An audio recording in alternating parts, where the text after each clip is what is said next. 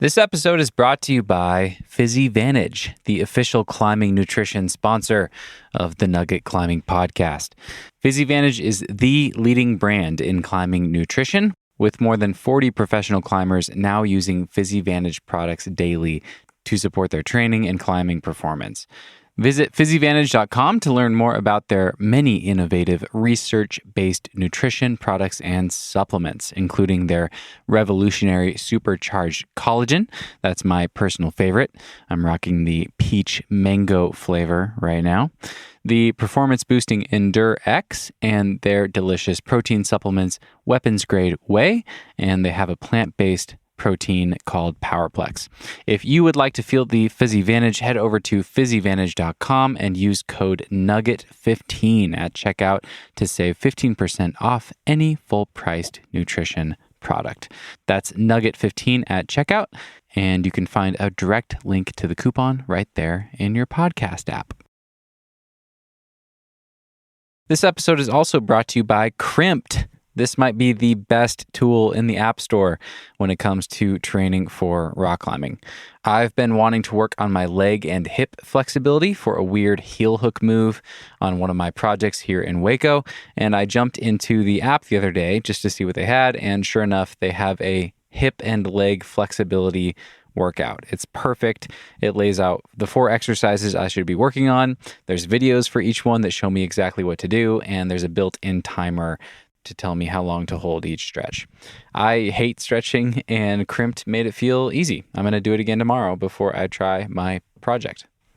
If you are a self-coached climber and you want proven workouts to improve your bouldering or your finger strength or endurance, flexibility, you name it, Crimpd has you covered. So check it out. Crimpd is spelled crimp with a D at the end, all one word, and you can find it in the App Store for iOS or on Android, or you can use the web-based version at crimpd.com. Hello, friends. Welcome to the Nugget Climbing Podcast. I'm very excited about my episode today with Hans Florine, Hollywood Hans. Hans has racked up an incredible list of accomplishments in his 38 years of climbing, but he is best known for holding the speed record on the nose on El Cap 8 separate times. Yeah, 8 separate times over the span of like 27 years. It's crazy. He's also climbed the nose 112 times, which is more than anybody else. He's climbed the nose with more than 100 different people. He loves this route so much, he wrote a book about it. Literally. It's called On the Nose, a lifelong obsession with Yosemite's most iconic climb. Super good book. I actually listened to the audiobook before interviewing Hans, so it was super fun to hear some of those stories rehashed here and to hear a bunch of new ones that I hadn't heard before. So if you love this conversation, I definitely recommend checking out his book. We also talked about speed climbing. Before Hans was Mr. Nose, he was a internationally renowned speed climber. He actually won the first international speed climbing championships in 1991. And it was really fun to hear about that and how speed climbing as a sport has evolved from then until the Olympics last year. We talked about some of his earliest ascents of El Cap. Fun fact is that Hans Florine failed the first time he climbed the nose. It took them 12 hours to do the first 4 pitches. And when he set the speed record with Yuji Hirayama some years ago, he said they climbed those 4 pitches in 17 minutes. So pretty remarkable to hear about this guy's evolution as a climber, as a big wall and El Cap expert and specialist. And it was fun. We talked about other routes he's done on El Cap as well. He's climbed El Cap 182 times, more than anybody. So not just the nose. He's climbed a bunch of routes on the big cheese, as they say. Hans also shared his top 3 tips for being more efficient on a big wall. I think those are relevant for any multi-pitch climb, not just climbing fast on El Cap. And he talked about the value of doing hard things and his Do Hard Things challenge that he started with his wife, Lisbeth. So a very fun conversation. I hope you guys enjoy this one. If you want to learn more about Hans, I put links to all the things in the show notes at thenuggetclimbing.com.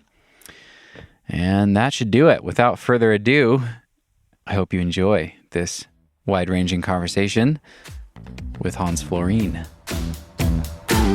Cause no one can do it like we do it, like we do it, like we do it. Cause no one can do it like we do it, like we do it, like we do it. Well, Hans Florine, it is really good to talk to you again, and thank you so much for being here. Well, it's great to be on the Nugget.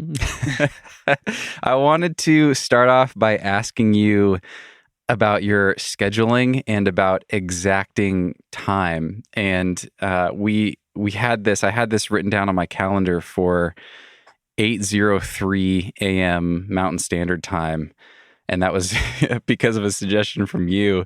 And then I got a chance to listen to your audiobook over the last few weeks. And you had another example in your book. I think you were climbing with Eric Weinemeyer. Am I getting that name right? Yeah, it's a tough one. Weihenmayer, yeah. Okay. And you had your whole ascent of the nose like planned out to the minute. And I just think that's hilarious. Can you tell me, is that just a joke or is that real? Like, how do you think about scheduling your time and why these funny little unrounded scheduling numbers? There's a lot to delve into there, but I like numbers. And I was brought up, standard middle class, whatever, white kid. My dad was officer in the military, and I like military time, which is separate from this exacting time, but because you don't have to put AM, PM on it. And, the Europeans do military 24-hour time. But let's get around to the exacting thing is that often, when you say be for the interview at 10, I mean, people applying for frigging jobs will often show up at 10:01 or 10:02, which is just to me like you shouldn't get the job. I mean, here you are trying to get a job and you show up, and often it's not even 1 minute late, it's 5 or 10 minutes late. Like they think that's socially correct to show up late for it. And, when you run a business, like I managed a climbing gym for almost 10 years. And if you have a party and parents are showing up with their kids at 10 and the staff that are supposed to help them show up at 10, that's messed up. They got to show up 10 minutes early so that they can actually start the party at 10 or 15 minutes early, right? And so just for myself, I realized, in a very philosophical way, the only thing you have really is time. You can always get more money. And there's a famous quote, you can always get more money. You just can't get more time. So you respect other people's times by showing up when you say you're going to show up. I mean, I'm feverish to get in as many pitches as I can in a day. And if someone like lollygags around and has a long lunch or breakfast or whatever, and they say they're going to meet me at 9 at the parking lot to the crag and they don't get there till 10:30, it's like, shit, I just lost 6 pitches of climbing, right? Or normal people would have lost 3 pitches, but whatever. Or if you're trying the nose, you just lost 25 pitches. Yeah, exactly. Or you don't get done climbing in time to get to the bar or the restaurant afterwards. And, people could say, well, you don't need to go to the, 3 minutes after or 22 minutes after. I'm like, well, it calls people attentions to it. Because if you just say, meet me at 10:30 or 11, I swear most people almost think that they don't want to be right on time or a minute early because then they're showing, I don't know, too eagerness or whatever. So I try to throw a wrench in things and say, let's meet at 11:58, and they're like, what about noon? And I'm like, how about 11:58? Because if they're asking for noon, it means they probably actually know they can't make it 12:15, right? Because they've got some other appointment. Anyway, I respect people's time, so I try to be exacting about it. And yeah. No, I'm glad I asked that. I knew that would be interesting. I just knew it would be interesting.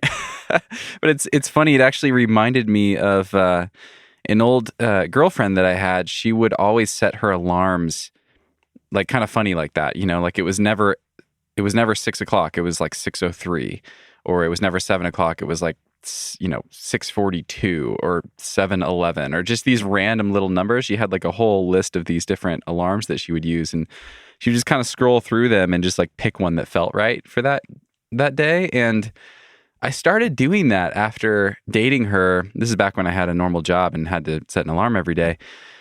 And I quite like that. I like, waking up at 8:02 instead of 8 o'clock on the dot. It just kind of adds a little bit more texture and color, and you don't feel so much like you're stuck in Groundhog's Day with Bill Murray, just like repeating the same exact formula day after day.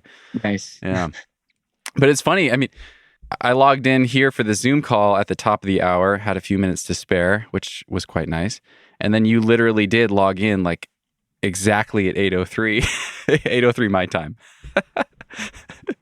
on the dot.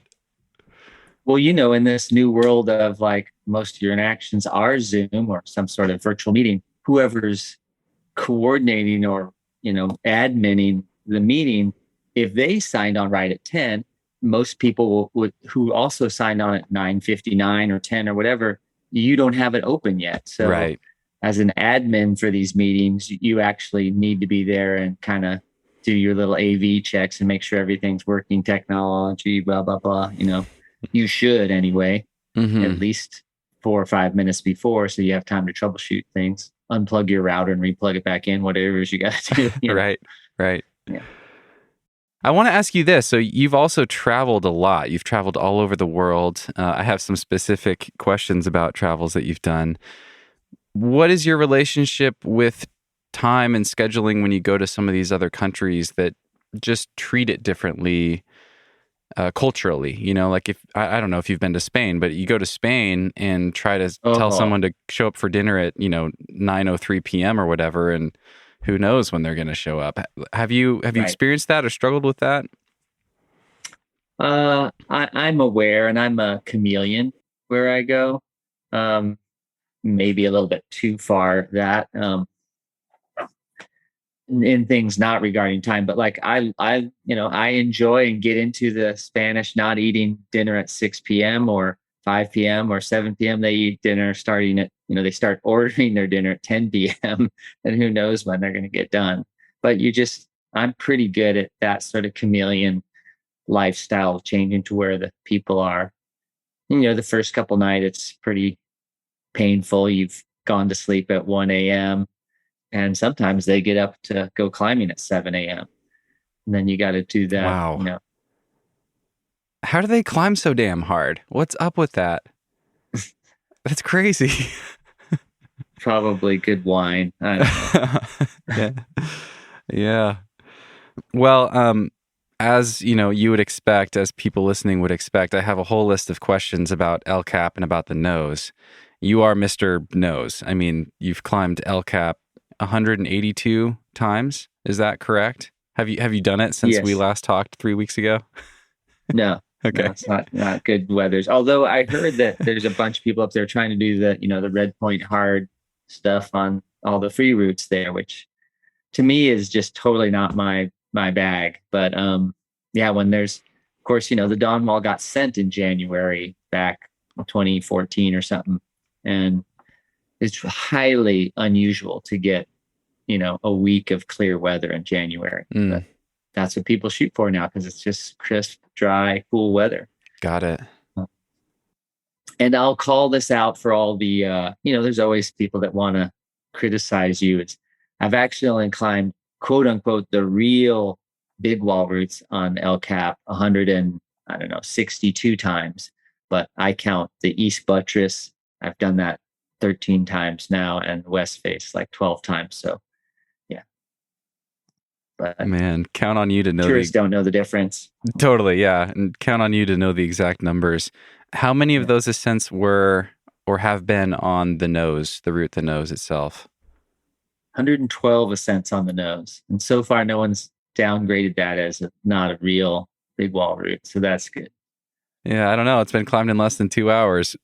Yeah. How big could it be? There's probably people that sit on a project that long at Shelf Road, probably. Yeah. Totally. Well, okay. I have tons of questions about El Cap and the nose, but before that, I actually wanted to start with kind of one of my bigger curiosities, knowing that I was going to be talking to you. Something that people may or may not know about you is that you had a really long stint as a competition climber, as a speed climber, and you were very successful and undefeated for years on the speed climbing tour. And with the Olympics showcasing in the last year and seeing how far climbing has come and competition climbing has come and having it, showcased on this world stage like that, I thought it'd be really fun to have you take us back to the very first World Championship. This is 1991 in Frankfurt, Germany. Is that right? Yes. And you were there, and I believe you won the speed competition at the first ever Climbing World Championship. Can you just describe it? Can you describe what it was like and give us some of the color and the texture of what was happening in indoor climbing at that time, 30 years ago?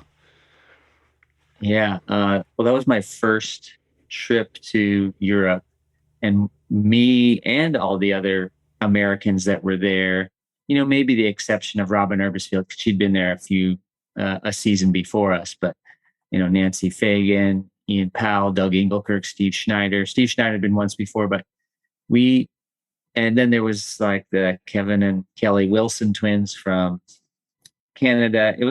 We were all really young and bright-eyed and bushy-tailed, and we'd go to the Nuremberg comp and like there's this big Mitsubishi sign or whatever, and the Frankfurt was Mitsubishi sponsored, and we're like from the US, and like no mainstream company is going to sponsor a competition in the US. You might get like Blue Water Ropes or something sponsoring, but definitely not a car company. So our eyes were as big as saucers, just like, wow. And then here's this wall that's better than any wall we've ever seen in our life, and it's only up for 4 days in some, Wow. grand auditorium, right? Like, so, here's back then, 1991, $1 million, we heard there was $1 million spent to put up this wall for the Frankfurt thing. And we're like, wow, for, 4 days of practice and 2 days of the event, like that's insane to us that there was that much cultural and, financial support for the sport, from where we were coming from, right? We were winning a national event, the month before, and we got maybe $200 and a free rope, right?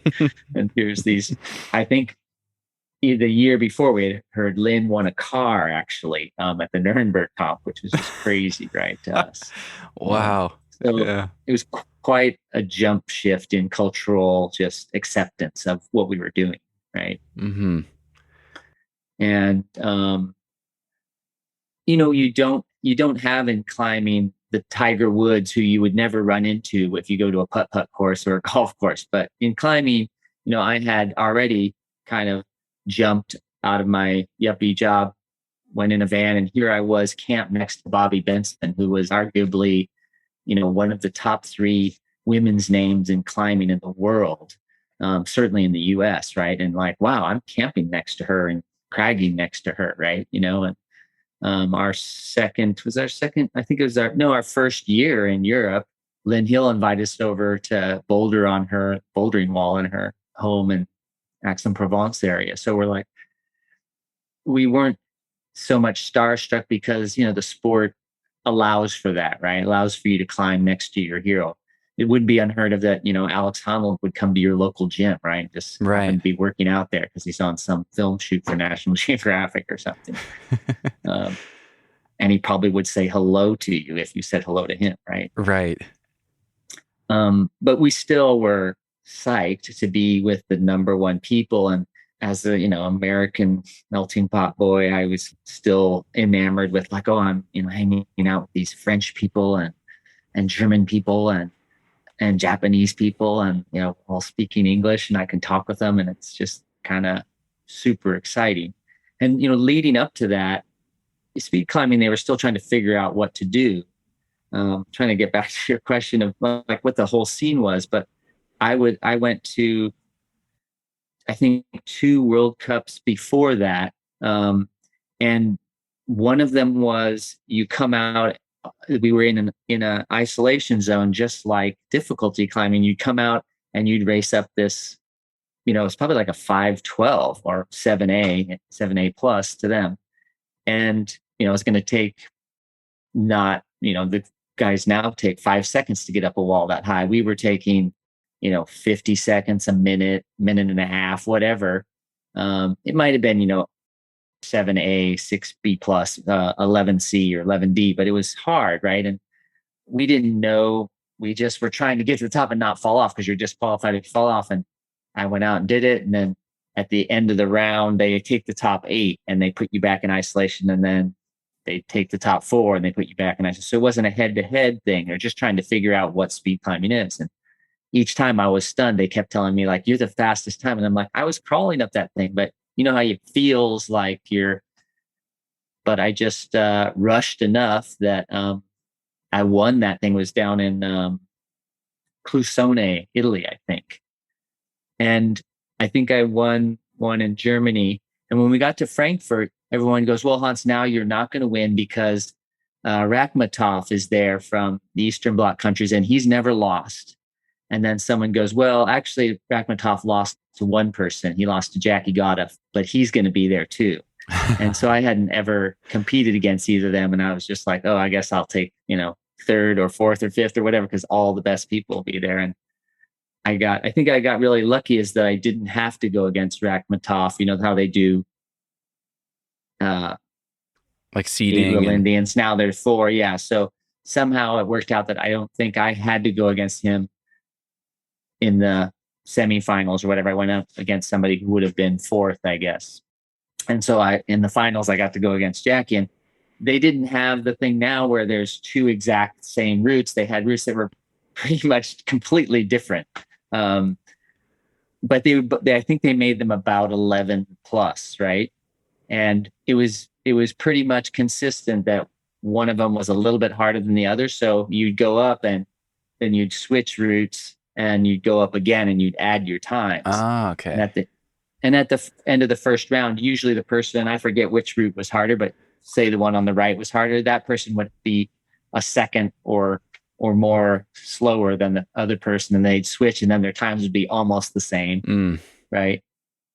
And then they declare a winner when they added the times together. So there's a little bit of suspense. And I could tell Jackie was sort of a gregarious, showy person like me. And so the normal rules, I think, were that you put a hand on the wall and one foot on the wall to start.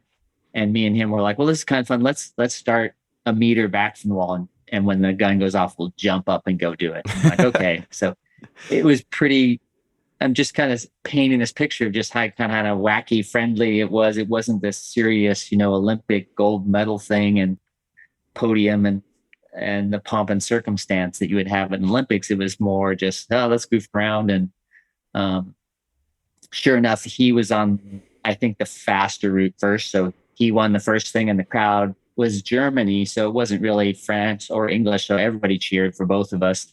And then on the second go, we switched and I beat him, but nobody knew, right? And so they waited until the ceremony to tell us, because even though there's like a digital clock up there, that's not the official clock, right? And I forget the exact timing, but I know that my combined time was less than, I don't know, a half a second or maybe a tenth of a second faster than him. So I won by a hair, right? And it was ridiculous, right? I got this marble base trophy with a big, huge, looks like a soccer World Cup. It's like 3 feet high, and the dang thing weighed like, I think 40 pounds, right? And like, what am I going to do this? I'm in Europe. I'm supposed to be here another month. What am I doing with the statue, right? But it was terrific, right? We poured the champagne and then drank up and all that goofy stuff that you would do if you were at like a NASCAR race, right? So quite fun. And I ended up giving the trophy to Doug Engelkirk because he was leaving the following, I don't know, Monday or Tuesday. And the only way he could take it back was to carry it on the plane. And like, everyone was like, dude, good, congratulations. Let me buy you a drink, So he got to pretend like he was the World Cup winner or whatever. He's an honest guy, so he probably didn't, but everyone was just like, way to go, man. Yeah. That's so wild. I mean, times. just thinking about what climbing was in the US at the time in the early 90s. I mean, I think you were still like epoxying rocks on the side of cement walls, like at the, like holding up a bridge or something, like these pylons holding up a bridge and just traversing around. So I have to imagine, like, did that just have a massive effect on your self-perception as a rock climber and what you might be capable of and things, to fly to Germany, to see the scale and the importance that they were placing on this event, and then to win and to beat these two people that you had been told were unbeatable, they'd never lost? Well, I'd say like the more impactful thing than like beating people was that they're just humans over there, and they had this, grand culture that was supporting them. And, there was dozens, I think. I mean, the perception was there was dozens of climbers that were making a living at climbing. And categorically, none of us were doing that, with the exception of maybe, Lynn Hill, and Robin probably was getting by. She had I believe she just left a business that she had sold and created, so she was probably living off of those. But by and large, us Americans, there was nobody making a living climbing. And to go over there and see the support they had and see how just welcoming they were of us to come and visit them and whatnot. And I'd say the thing that kind of cemented that this was my tribe was that I had something going for me that the other climbers and comps didn't, is that I had the speed record on the nose, although I had lost it to Peter Croft and Dave Schultz. The word got out that I was a contender for that. And then the next year when I got the record with Peter Croft, that's what people like greeted me as. They're like, "Hey, congratulations on the speed record." And I was like, "Do you mean like the World Cup I just won last week?" They're like, No, you own the record on the nose, Wow. And that same conversation happened to me in Europe 3, 4, 5, 6 years after I'd gotten the record with Peter. And it made me realize like how important Yosemite is to the international climbing world. And, for that matter, the nose of El Cap, how it's the preeminent, most famous big wall route in the world. And here's it in my backyard. And I don't ever want to take it for granted because the world climbing community votes that that's a cool place, right? Yeah. And that sort of foot in the door, if you will, with people was just amazing to have that, albeit in this niche community. I mean, I always tell people like we go into Paris and nobody knows who we are. An airport, it's not like Tiger Woods, right? We disappear into obscurity if we're not at a crag or a climbing gym. So we get to live this dual life that true famous people don't. Right. Yeah. I want to ask you a question from a listener. One more question about speed climbing competitions, and then we can just dive headfirst into the nose and El Cap. This is a question from Anna, and Anna wanted to know, she writes, ask him about his early days of speed competitions and how they differ from the modern era. In particular, I'd be interested in his thoughts on the direction that speed climbing has gone with the standardized route. Does he think it is the best format for competition speed climbing as compared to other possible formats, such as the Arco Rockmaster dual format that involve a novel route each time at a slightly higher difficulty level? Yeah, what are your thoughts watching the Olympics and just how different speed climbing looks from how it used to and how it still does in some of these other competition formats? So that was Anna, is that correct? Yep. Or Anna. Thanks, Anna, for the question. Although she's probably not, we're not live, but I did do the Rock Masters and I did lose there, by the way. I didn't win. Okay. And I here's an interesting note for that.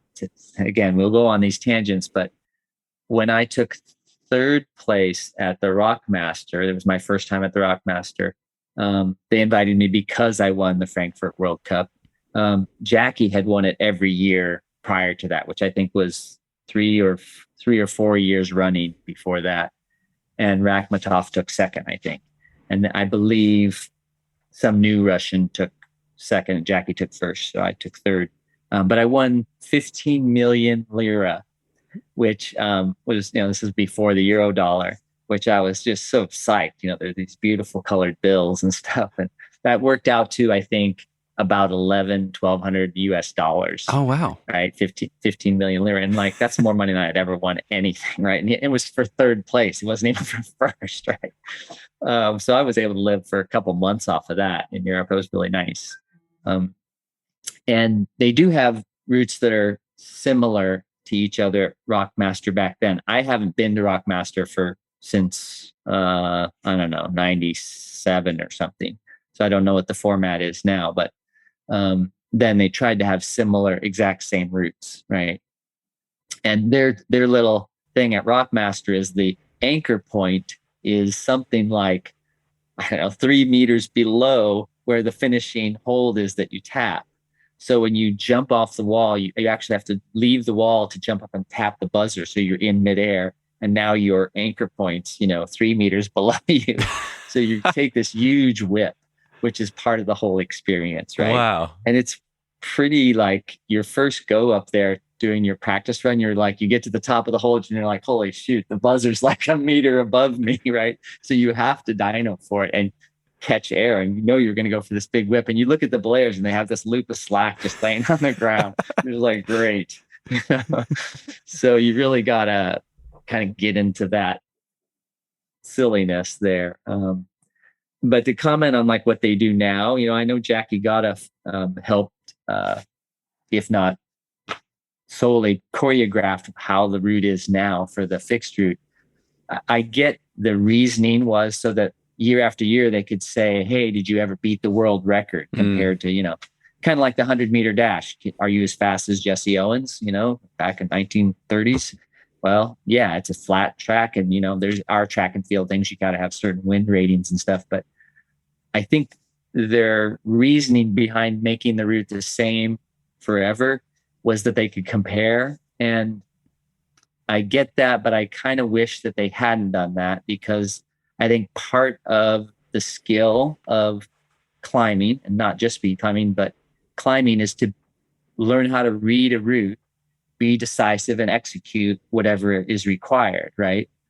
And if you make it the same, then you're making it more like a choreographed dance, that not only a choreographed dance, but a choreographed dance that doesn't change with time. Like, skaters do things on a choreographed ice skating performance that they didn't do 30 years ago because athletes just didn't know to do it and weren't.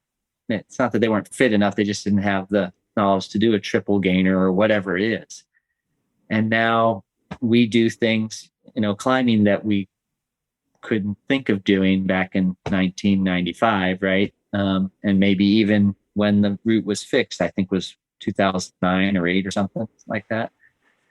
So I also think that non-speed climbers would do better at speed climbing if the route was different, do better against pure speed climbers, and therefore would be more accepted by everybody, right? And this kind of comes to like the origins of climbing, like, I don't know, the Greeks, right? Or the Olympics, like there's Mount Olympus, you go hike up a mountain, right? It's always been known that success is very closely tied to, do you get off the mountain before the storm comes, before nightfall, the Everest turnaround time.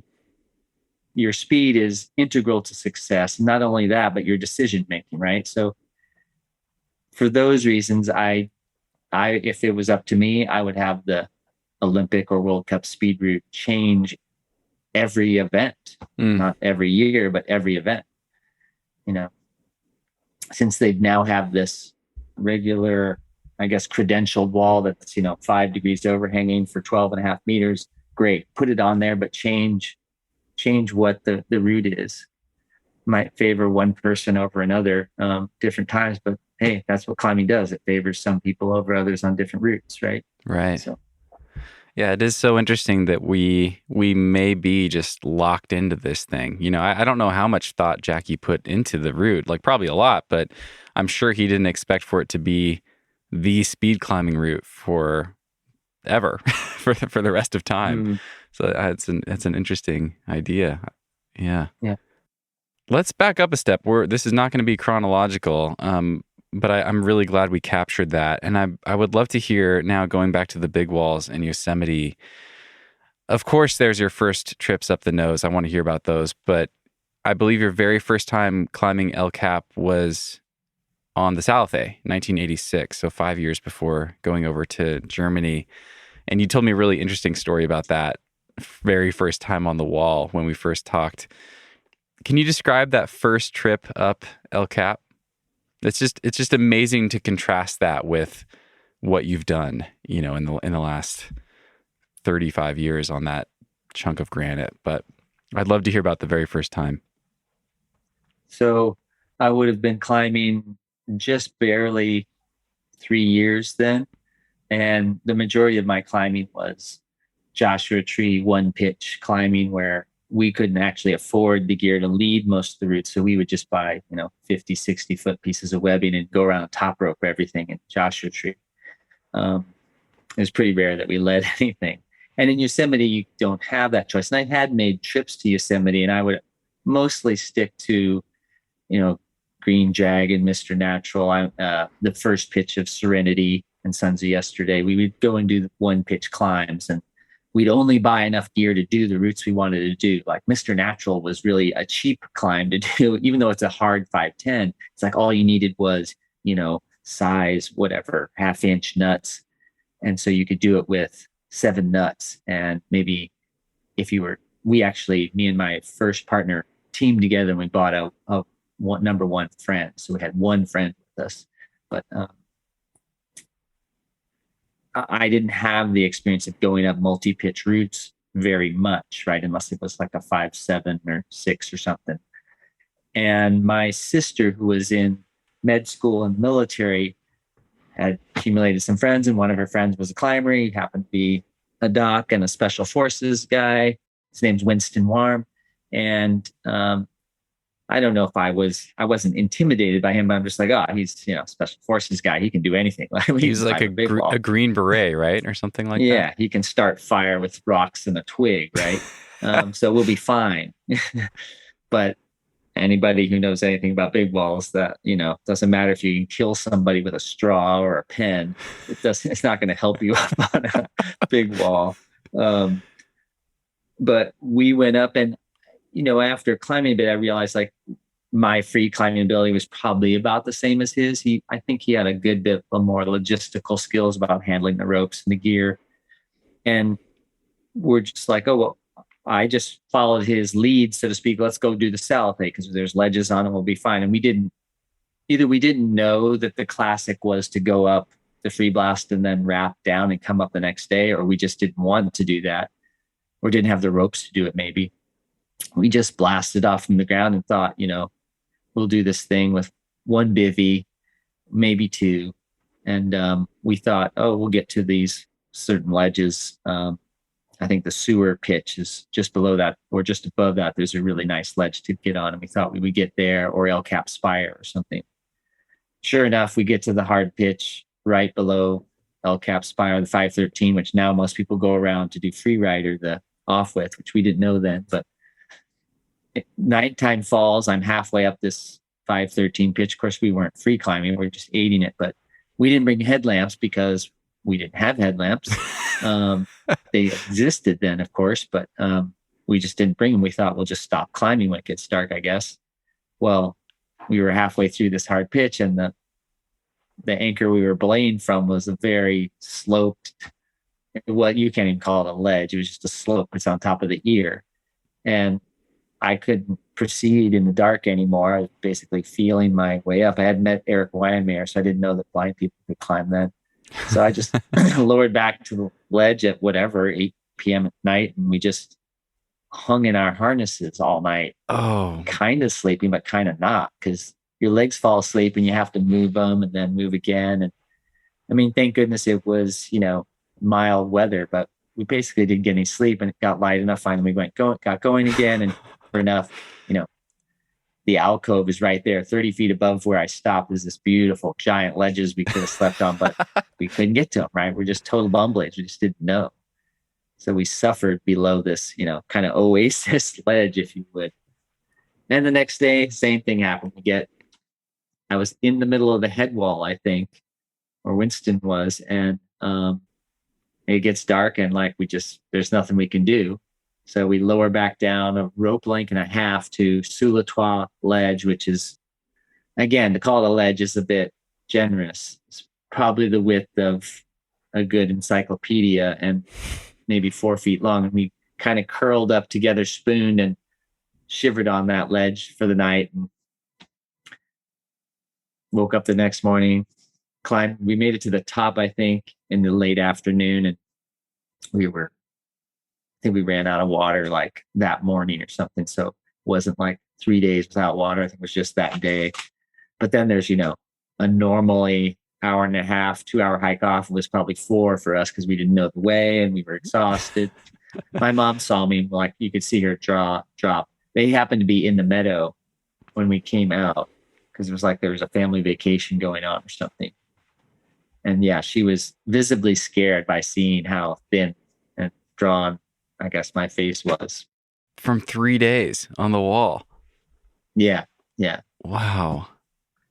I'm a pretty thin guy, and to have, I didn't weigh in, but I probably lost 10 pounds. And starting off thin in the first place, I probably looked like I got off the train in Auschwitz or something. Man, I remember you telling me that you totally swore off big wall climbing after that ascent. And that is fascinating to me, given that it's given that you've now climbed El Cap, whatever, either 162 or 182 times, more than anybody else, and you've climbed the nose 112 times. What made it stick? Like, what was it that drew you back to it? And what did it look like to eventually fall in love with it? Because I don't know if that's rare. I mean, maybe the people that are most obsessed with things, it didn't come easy. And that's part of the excitement and the love, is that they see the progress from a bad first impression or whatever. But it was still really surprising to me to learn that. I just expected that it was just the most exciting thing and you totally loved it. But what brought you back to it after that first horrible experience? I think a number of things. One is that, back then, I say back then, like, those were the days, or not those are the days, but I think back then as a climber, you're like, well, I'll get around to doing mountaineering, and I'll do bouldering, and I'll try ice climbing, and I'll try expedition climbing. I'll try, trad rock climbing, sport climbing, whatever. I'll try all those things and I'll become a well-rounded climber. And in California, you could spend your whole life doing bouldering or sport climbing, or for that matter, ice climbing, I guess, or mountaineering.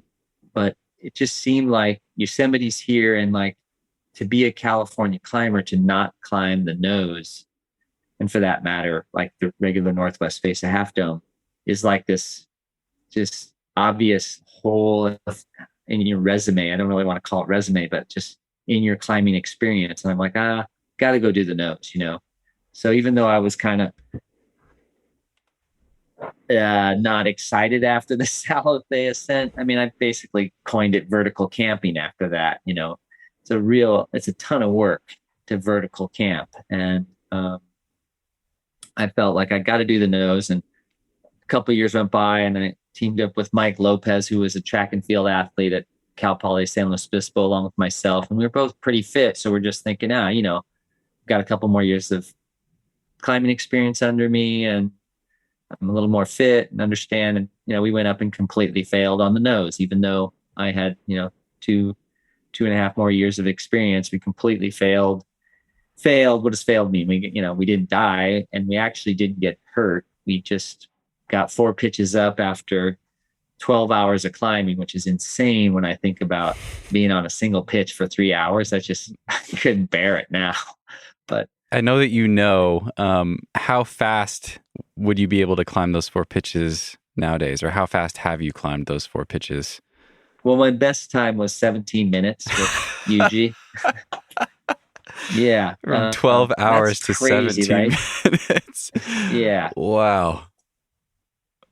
And when I think about like how fit I was as a, 22 2-year-old or whatever back then in the late 80s, like that I couldn't, that, you know, I was old and feeble when I did it in 17 minutes with Yuji. Like, it just shows how much climbing rewards experience and yeah, it rewards experience. I don't even want to say skill. It rewards an amazing amount of experience, right?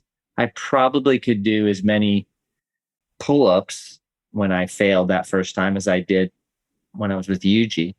I probably could run a mile faster back then when I failed on the nose than I did climb with Yuji. You know, all these fitness things. So it's just skill and awareness of the rock. And I mean, I tell people that, like, if you've climbed in the Southeast on sandstone, like, and you come and you're going to try, and you're a 512 climber and you try to climb a 512 on granite, doesn't matter if it's in Yosemite, but if it was, you're probably not going to be able to do it. You know, it's so different. Right? Just like I was doing 512s in Joshua Tree, but I couldn't do the 510C first pitch of the nose, you know? Wow. Because it's different granites, different type climbing. It's scary. There's this 2,500 foot cliff above you. It's just crazy, you know? So I'd say, but, you know, getting drawn back to it because it's this thing I thought you had to do for your climbing resume was a great part of it. And after me and Mike Lopez failed, we like came back the next year and we did it with 2 bivvies. So approximately 2.5 days or something. And even after that, I thought, okay, I'm done with big wall climbing, but Steve Schneider kind of kept showing up on my radar at competitions and things. And I caught wind that he had climbed the whole route by himself in a single day. And I'm like, how the hell did he do that? Like, I just don't understand how he could do that. And this is not, you know, Alex Honnold free soloing. This is roping up every pitch. I couldn't figure it out. Right. And I was even more crazed that, like, Doug Engelkirk, who I knew almost did it in a day, because I know how slow he climbs at sport climbing. But it's not the actual climbing speed. It's your ability to handle ropes, put gear in, take gear out, all this, which Doug was amazingly experienced at, you know, over me, apparently.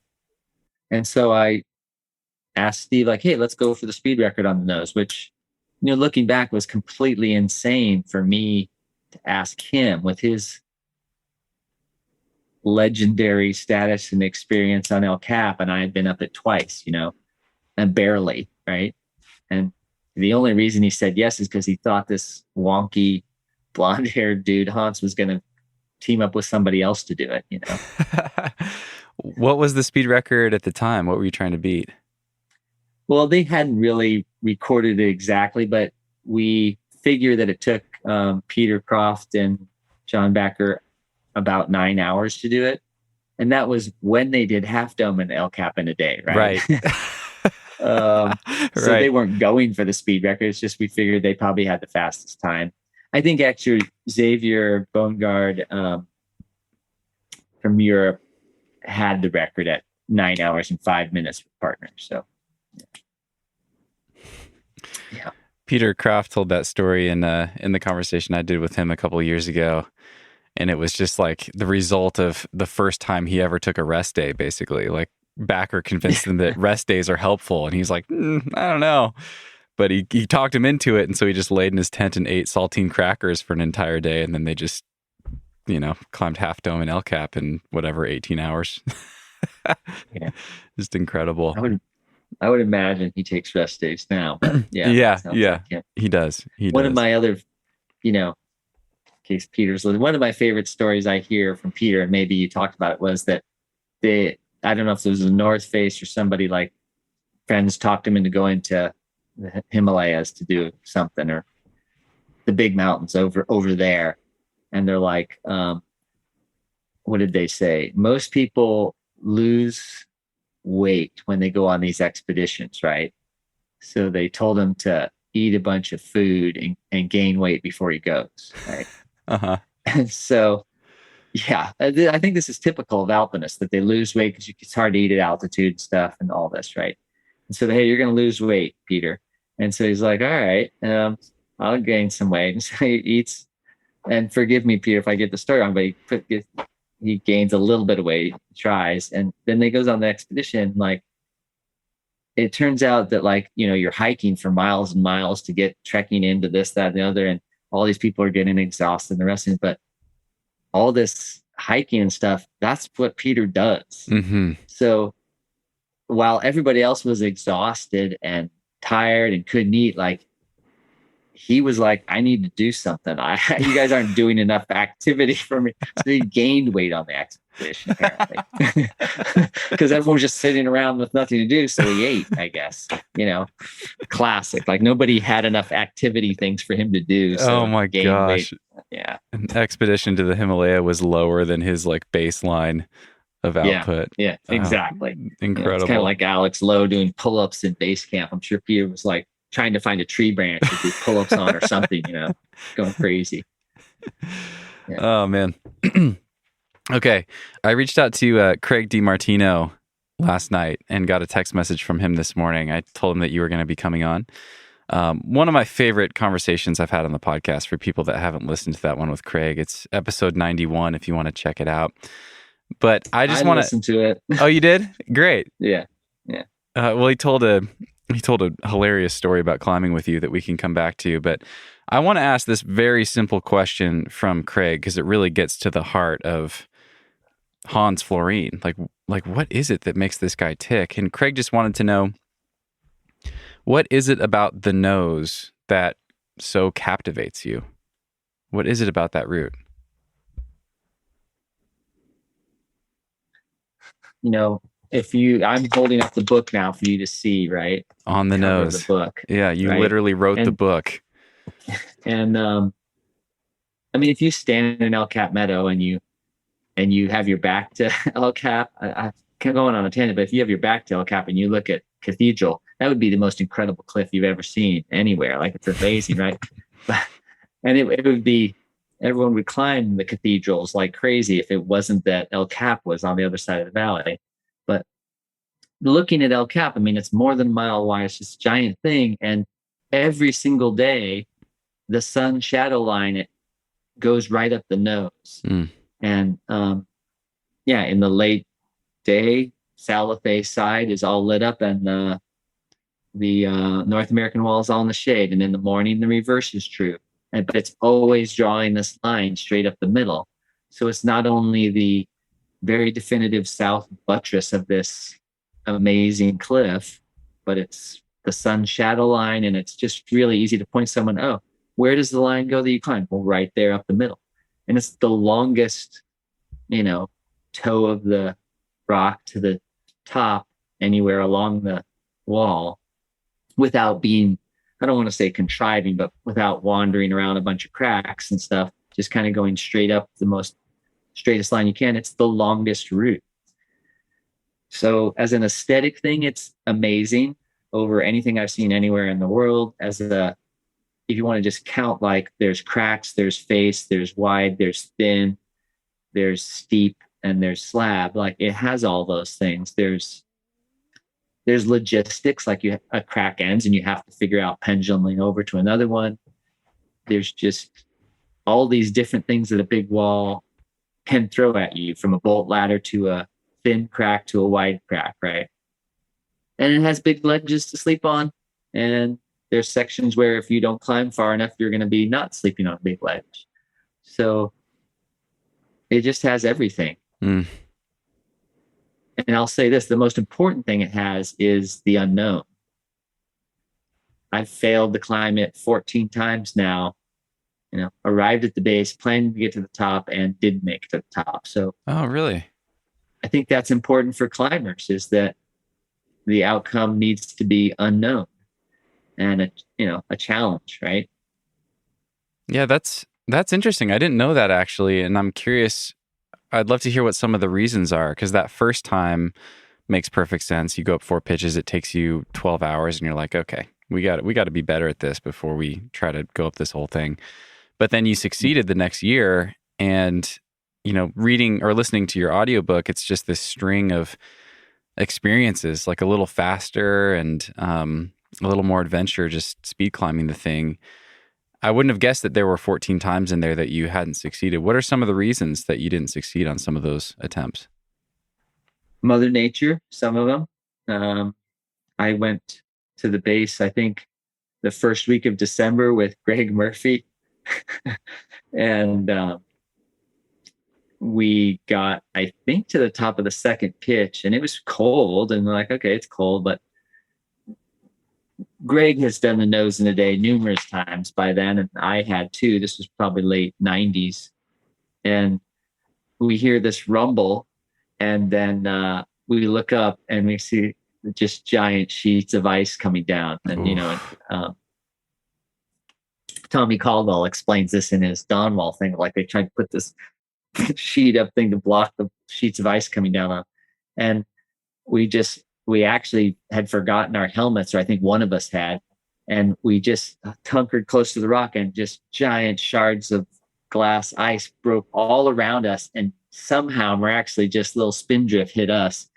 But it was evident that if we were, 5 feet to the right or 20 feet to the left, we would have been just cut to shreds by ice. And so we're like, hey, maybe we should not go any farther. I'm like, yep. We just repelled. I don't know, had some hot chocolate or something. Drove back home. Because I believe we drove up from the bay that morning. Like, wonder what it's going to be like. Dumbasses. So, weather is one thing. Other times I've been up and it just was very hot, and we're at Dolt Tower, and we're like, shit, we have 1 gallon of water left, and there's 3 of us. We were planning on a 1 night or 2 night bivvy, and we're out of water, and things aren't going to get better. Let's spend the night here and bail.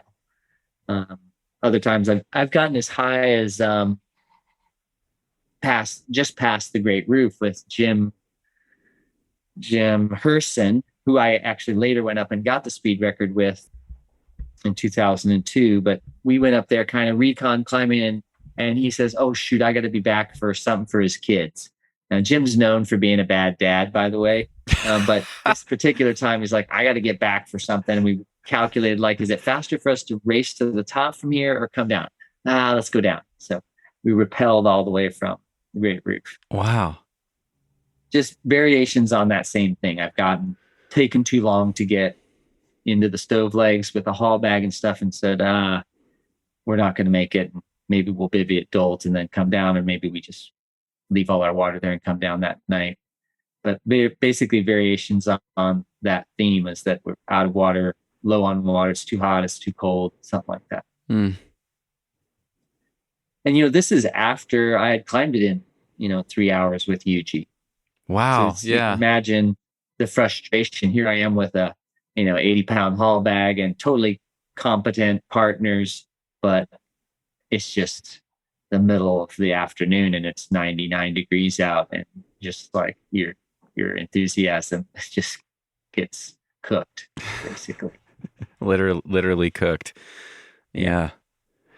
Man, there's so many things we can talk about here. I want to actually jump on something. You just mentioned the stove legs, and you're a perfect I love just capturing some of the climbing history, some of the lore around climbing, and you're a perfect person to ask questions about the nose to, because you know it better than anybody. How did the stove legs, maybe describe what the stove legs are in case people don't know? I mean, I think I was first familiar with them watching the speed climbing on the nose documentary from Real Rock, and watching, Alex Honnold cruise up the stove legs without any protection or something. But maybe describe what they are, and then you talked about this in your book, but how they got their name. That is such an incredible story. Wacky stuff. Yeah. Wacky stuff. Yeah. So imagine you go up 6 pitches, series of cracks and ledges, and then cracks end. You look left, look right. Oh, there's something over. So they swung over there, and you actually have to swing 2 sets of cracks before you're in the actual stove legs. And, at that time in the late 50s, they were making things up, so to speak. They had forged their own pitons. Some they bought, but some they made their own, and they curved big pieces of aluminum and steel to make bongs, which were a little bit bigger. But that really didn't come along until the 60s, making the aluminum bongs. And, where did they get the steel to get their pitons? Rumor says they took them out of Ford axles sometimes, or Ford differentials, because the iron from that was really good. But, you go to a junkyard and you find stuff and you're looking around and you're like, oh shit, look at the bottom of that stove. The leg on it's this triangle shape, and it kind of tapers at an angle. Like that would kind of go into a different varying different size cracks, right? So, I didn't know exactly what was in their mind, but you're poking around a junkyard just looking for steel to turn into pitons, and like, let's just cut the legs off the stove, and it's already in a triangle shape, so it would fit a variety of widths as you pounded it in, right? And so they just drill a hole in that and clip a beaner to it.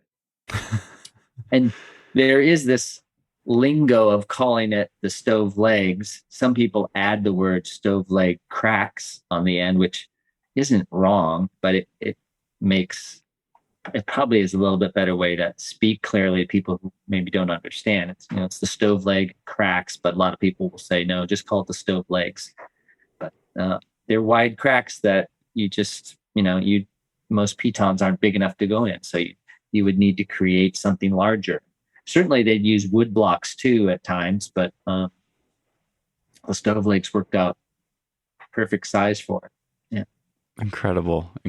So this is Warren Harding and his crew back in the 50s making the very first ascent of the nose. Yeah. Core, Salathe, Dolt. Of course, Dolt was involved in that as well. And yeah. And then, just making crap up. Dolt made a cart that you could haul like stuff up. So he had wheels that would make it roll on the low angle easier, which is a little smarter than what you might think. I mean, this is why, people ask what's the normal time people take, or the average time people climb the nose. And the answer is infinite, because if you count all the parties that bail, then they didn't make it, right? So depending on how you want to do the math, I would guess that a third or at least a fourth of people who go up planning to climb the nose don't. They realize the hauling's too hard, too hectic. They just don't have all the logistical skills to move quick enough to get to even the first bivvy at Dolt Tower. So, yeah. Well, let's circle back to some of your most memorable ascents on the nose, and I'll let you complete that story. I just realized that we talked about Peter Croft and Backer, and then we got derailed. But I'd love to hear, of all those 112 ascents, what are some of the most memorable ones? But maybe let's wrap up that story. Did you get the speed ascent on that? I guess it would have been your second time attempting to climb the nose, or I guess your third time after a failed attempt and then a successful 2.5 day ascent. So my second descent, it was 2.5 days with Mike Lopez. And then the following year, I did it in 8 hours and 5 minutes with Steve Schneider, having never roped up with the guy ever before, not even at a competition there's only 3 climbing gyms in the country then anyway, but never having roped up with the guy before. We walked to the base, and that was our first time climbing together. Kind of crazy. And on the second, I'm not sure what the reasoning was why he let me lead, because I was, totally his junior in every way possible. But on the second pitch, I whipped and took like a 25-foot whipper. And he told me later, he's like trying to figure out if there's some way he could just tie me off and wrap into the trees and just never see me again. Like, holy shit, this guy's a total Gumby fuck up. But I just, ran right back up to where I had fallen and kept going. And it was really interesting is that Dave Bankston and Steve Gerberdine, who were anybody who's as old as me and climbed as long as I would know their names, they're like the gods of Yosemite climbing. Gerberdine's done more different routes on El Cap than anyone else. And those guys have put up a bunch of routes on El Cap. They were on the route, and they had started like, I don't know, an hour and a half ahead of us or something. And we saw them up in the stove legs, and we ended up passing them. That'd be like passing, I don't know, trying to think of John Brosler. Is he the fastest speed climber? But it's not a good example, but like passing by. Like Tommy and Alex maybe on something. Yeah. Speed. Yeah. It would be like passing them. These guys are up there doing it in the day, just casual, they're off work. And So they were going to go do the nose in a day in a comfortable, whatever, then a comfortable 14, 15 hour ascent probably. And we passed them in the stove legs. And like, I realized like I kind of made amends for my fall and fuck up down on the second pinch, that we were actually passing these guys. And of course they didn't know who the fuck I was. Cause I was a nobody, but they like knew Steve Schneider, like, hey Steve, who's this weird blonde guy up with you? And like, oh, that's Hans. All right, cool. So that was just like staggering to me. I mean, I'm trying to think of all these comparisons, like, Led Zeppelin inviting you up to sing on stage with them or something, and you're just a hodunk YouTuber or something. I don't know. But yeah, it was pretty amazing. Me and Steve topped out in 8 hours, 5 minutes. And that was an hour faster than the fastest time as far as we knew. So, wow. Yeah. And as I said, I wasn't really a known person. I actually, in Europe, the first trip to Europe, a lot of people thought I was John Backer or thought I was Steve Schneider. A lot of people would come up and say, hey, how's it going, John? And I'm like, I'm not John. How's it going, Steve? Did you look like Steve? Because I can see the resemblance. Okay, yeah. I can see the resemblance with Backer for sure, but I don't think I've ever... I'm sure I've seen photos of Steve Schneider. That's Shipoopoi, right? Yeah. Actually, Dean Feidelman is now caretaking at my house in Yosemite, and he's been taking photos since the 70s. He's digitizing some old slides that I have, and I'm going to leak them out on Instagram as we go along. But a couple pictures you see Schneider from the back in the 90s when we do sport climbing, and long blonde hair, muscles in his back. I thought, oh, that's me. And then I'd look and go, oh, he's got pink tights on. That's Steve. Never mind. Yeah. Wow. How long did it take? Was it just after that first speed record?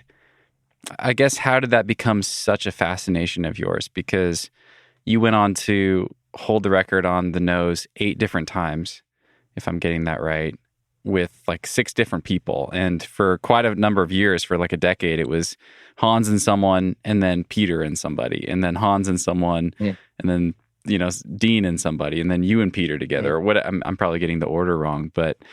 Well, I don't know how much Peter commented about it in your talk with him, but it was by complete coincidence. Him and Dave Schultz were trying to do Salathe and the nose in a day. So they did the nose like a week after me and Steve, and they did it in 6 hours and 40 minutes, which was, Jesus, an hour and 25 minutes faster than us. And that was in the New York Times, the LA Times, the San Francisco Chronicle, the Denver Post, and of course in the climbing magazines. It was everywhere, right? Wow. And there was not like a mention of like the past record was by Steve and Hans. Our names weren't mentioned at all. But I was like stunned. And my mom was like, I thought you guys, she happened to be there that weekend again. And like, I thought you guys just got the record. I'm like, yeah, but those guys broke it. Like, wow, these guys are in the newspaper. I'm like, all right, I got to impress my mom. I got to get the newspaper. But I knew that like Dave Schultz and Peter Croft were immortals, and they were locals to the valley. And there's no way anyone's going to go that fast. But the following year, I teamed up to climb the nose with Andrus Puvel, who had been a long time kind of friendly rival at competitions. And we're just like, oh, let's go. And we almost didn't start our watches at the base. We were just going to climb the nose today, but I'm like, oh, let's just see how we compare. And I was totally stunned when we got to the top, and it was 6 hours and 3 minutes. I'm like, wow, this is crazy. This was a year later, right? And it was again, apparently by coincidence, that Croft and Schultz were going for the link up, and they did the nose in 4 hours and 48 minutes a week after us. And again, of course, they got in the paper and all this fame, and no mention of Andy and me. or almost none. So it was just like, wow, here I go. And I didn't even think I could even compete with the immortals, and I went faster than them. And then of course, wind out of your sails, they just go and blow us away a full hour off our time. They did it 4 hours and 48 minutes, and just crushed it. I believe that's when they also then hopped on the Salathe and did that in a day right after. So those guys were killing it. And then the following spring, I saw Peter at a slideshow. I think it was in Santa Barbara, and went up to him and said, "Hey, good job on this, that, and the other, and blah, blah, blah. Let's climb sometime, so people don't think we're like arch rivals." And so a month later, we got together and climbed the nose in 4:22. So the joke I say is that I didn't tell anybody we did it because I figured just 1 week later, Schultz and Croft would go up and break it by another hour. But turns out they were done with their link up, so they didn't do it again. Yeah. Did you ever get in the newspaper? Did that ever play out? Well, what's interesting is that there was a little postage size stamp of me and Peter standing in the parking lot that was in like the letters to the editor of climbing, like the part you just skim over, like not pay much attention. Oh, the record got broken again. It certainly wasn't in the papers or anything. It wasn't until basically 9 years later when Dean and Timmy broke the record that, because I did it with a international famous star Yuji, I guess, for some reason someone leaked or told some outdoor writer, Peter Fimwright, at the San Francisco Chronicle that this was happening. So they came out and we were on the front page of the Chronicle for getting the record. It was amazing. And Rock and Ice did a cover shot of us and stuff. So that was fun. But it took 10 years plus to finally get some notice of it, But meanwhile, the whole time I'd be traveling in Europe or Asia or anywhere, and people would be like, "Hey, you got the record with Peter Croft." It was like this instant door opening thing that was amazing. How were they finding out? I mean, this is, you and Peter did it together in 92? Yeah. How were people finding out in Europe? Again, I think it was because, sure, it was in Climbing Magazine, but and it just a little postage. But I think, again, it's because if Everest is ascended, it's the most famous mountain in the world for mountaineering. The nose is the most famous big wall route for big wall climbing in the world. And if something happens on it, word's going to spread. That's how I looked at it anyway. And it seemed to play out that way. So the news just got around. We just started having email, but it's the culture. People talked about it because it's important route. Yeah. Oh my gosh. So yeah, from your first ascent in 2.5 days to then 8 hours with Steve Schneider. And then ultimately your best time was with Alex Honnold, 2012, of 2 hours and 23 minutes. I'd love to hear, like, what were some of the biggest chapters as far as logistical improvements, tactical improvements, things like that led to those kind of quantum leaps in efficiency and time savings and things. Like, what style were you guys doing, you and Steve, in 1990, that 8 hour time? Like, what kind of style were you guys doing, and then how have things evolved, and what were some of the biggest milestones or chapters there? Well, certainly the first time I climbed with Peter, vividly, I was stopped at, there's a bolted anchor at the base of the stove legs. And I was at that, and he was leading, I don't know, 60, 70 feet above me. And I'm looking at him, and he's like, "You should start simul climbing with me," or something like that, if you feel comfortable. And I'm like, I don't think so. Not on this section. It was kind of hard right off the stove. But I also like, "Hey, Peter, like, you don't have any gear in, and he's like 70 feet up. So it doesn't seem like this is a time for me to start simul climbing with no gear between us." And I'd never simul climbed before, pretty much, other than maybe being roped together on a mountaineering ridge or something. So I didn't know exactly how to do it, but I had a gree. And so actually, I think I jugged that first pitch because it was too hard for me at that time. Well, I think it's only 5'9" or something, but I didn't want to simul climb on something I even had the remotest thought that I might fall on. So I think I jugged that first pitch, and then he did the next one. And I said, "Well, if you want me to simul climb, you got to put in more gear, man." He'd get to the end of the pitch and like he'd still have a rack full of gear. Like, dude, put some gear in. I wouldn't say it like to him because I was just like very respectful. But that was a leap, is this two people moving at once. And it's important to make this point to people, because folks go like, oh, you went faster from 1990 to 2010 because you're taking more risk and being less safe. And it just isn't really so much true. Even that first time I simulclimbed with Peter, like there was always at least 100, 150 feet of rope between us. And that in that span, there must have been at least 4 or 5 pieces of gear. So there's no way either one of us would have decked. And if he had fallen on lead, he would have only fallen the normal lead fall that there would be, because I have the rope through a gree, so the rope's infinitely changing distance. So it's exactly, with distance between us. And, interestingly enough, I would ask Dean Potter and Timmy O'Neill after they got the record. I'd go and chat with them and say, hey, that's so good job. I bought them drinks, pat them on the back. Congratulations. What did you guys do here, there? And they realized like I was asking them what their strategy was through a pendulum or stuff. Cause I was trying to learn, should the second person go to the top of the pendulum and then swing over, or should they swing when they're at the pendulum point? What should they do? These sort of things we worked out. And some of it was 6.5 dozen. I mean, it didn't matter which way you did, but other times we realized, there's no point in having both climbers climb to the top of the boot flake and then lower back off and then climb over next to it. When you could just have somebody swing at the base of the boot flake over, or both swing from the top of it. So no one has to climb one section of rock twice, right? Or both climbers climbing it. Mm-hmm. So things like that, you think out and you learn from other people, like, oh yeah. And when the leader lowers off the boot flake, they clean all the gear, so the second doesn't have to clean it, right? Before they pendulum over, and they just take the gear with them. So there was all these logistical things like that we just had thought through when me and Steve did it in 1990.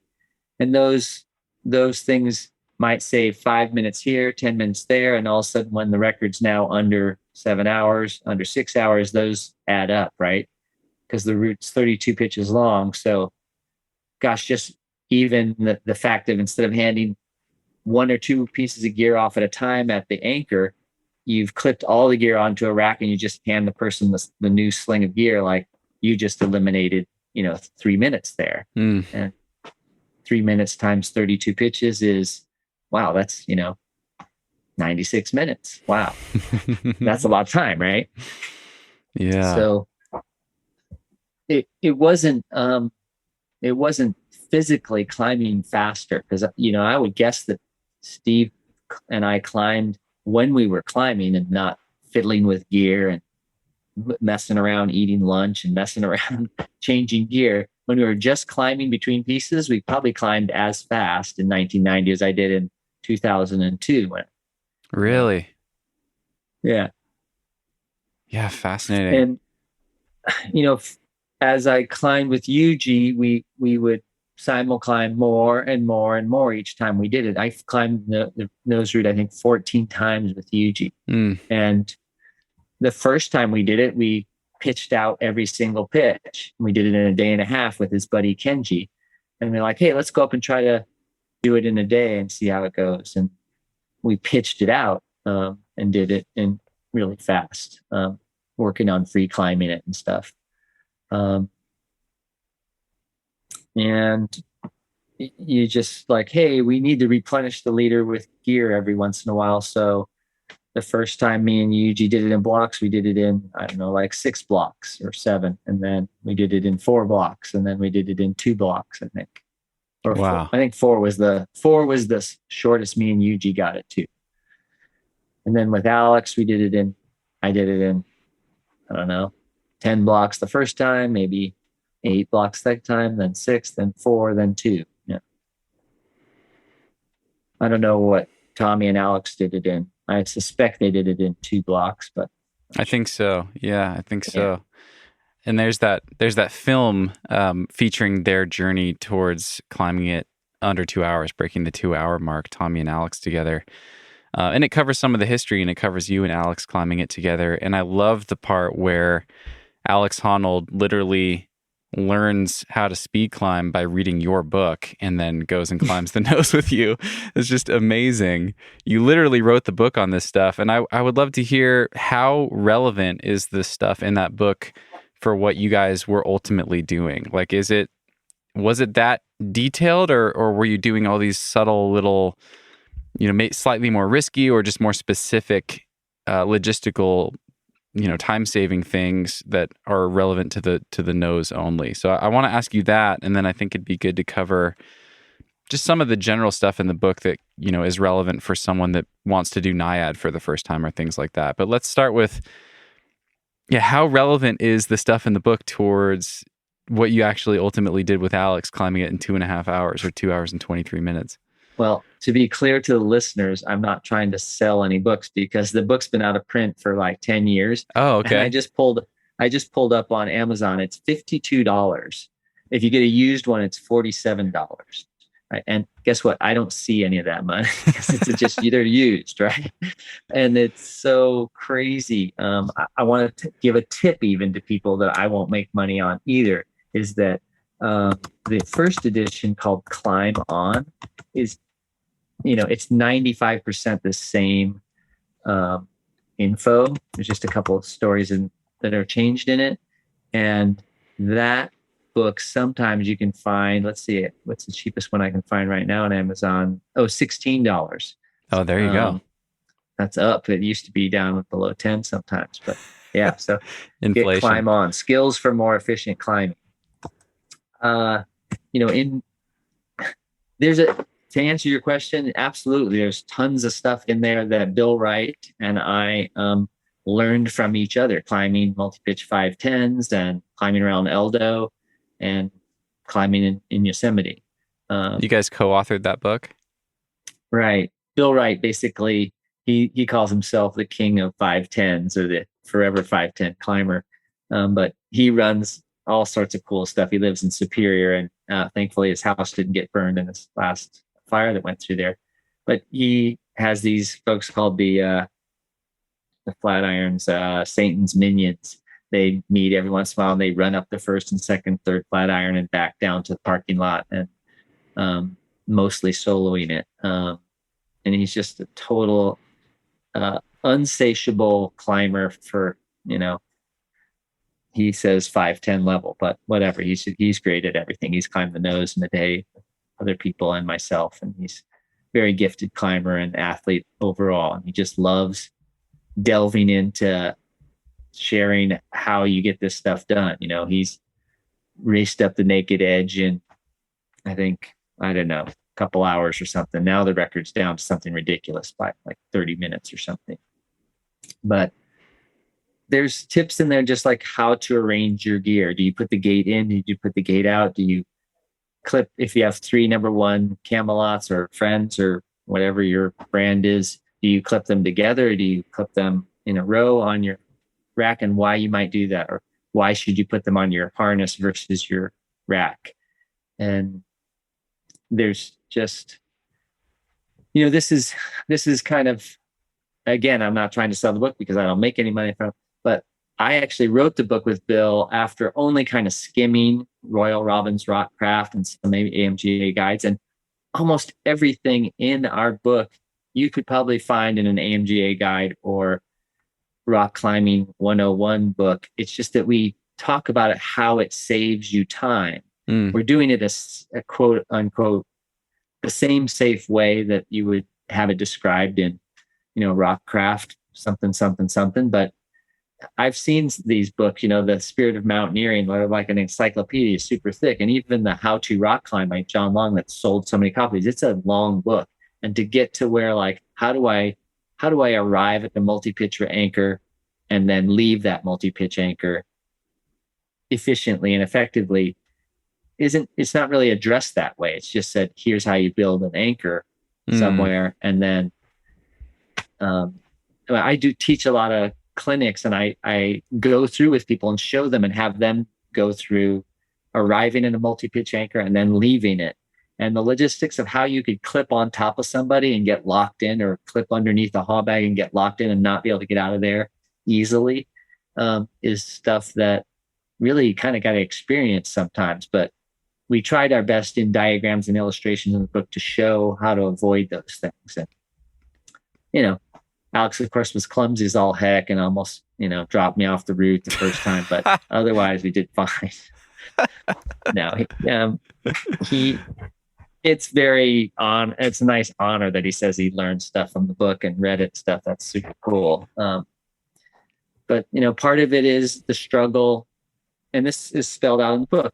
Do you bring lots of gear so that you can link two pitches together, right? Or do you bring a light amount of gear so you can go faster and just do each pitch singly? Well, Alex just says, oh, well, let's just bring a light amount of gear and link them together. Right. Like, wait a minute, Alex. Not everybody can climb 512. So that doesn't work, And, people have heard the story, like he refused basically to let me carry a number 4 or number 3 Camelot up the route. He's like, we don't need those because my fist is the same size as those. So why would you bring that? Right? I mean, it's hard. People don't want to bag on Alex because like he's the king and stuff. But like, yeah, I just let people know I had to carry the number 3 Camelot the whole way because he didn't want to carry it. And I used it too. Right. Yeah. Right. He wouldn't have. Yeah. Well, let me ask you this. This is a question from Christoph. It's a perfect question to get some of these tangible insights that you have a lifetime of experience with. Christoph writes, as someone who has tried to climb the nose and had to bail, I found that success, or in my case, failure, comes down to finding efficiencies and knowing a few sneaky tricks to avoid wasting time and effort. Could you share your top 3 make or break tricks for being hyper efficient on a big route? Wow. All right. Number 1 is never be shy to communicate super clearly with your partner on everything. Like a classic is you arrive at the top anchor after been leading for, an hour and a half, whatever, and you say off belay and you get busy, clipping yourself in and building the anchor and getting ready for the haul bag to come up.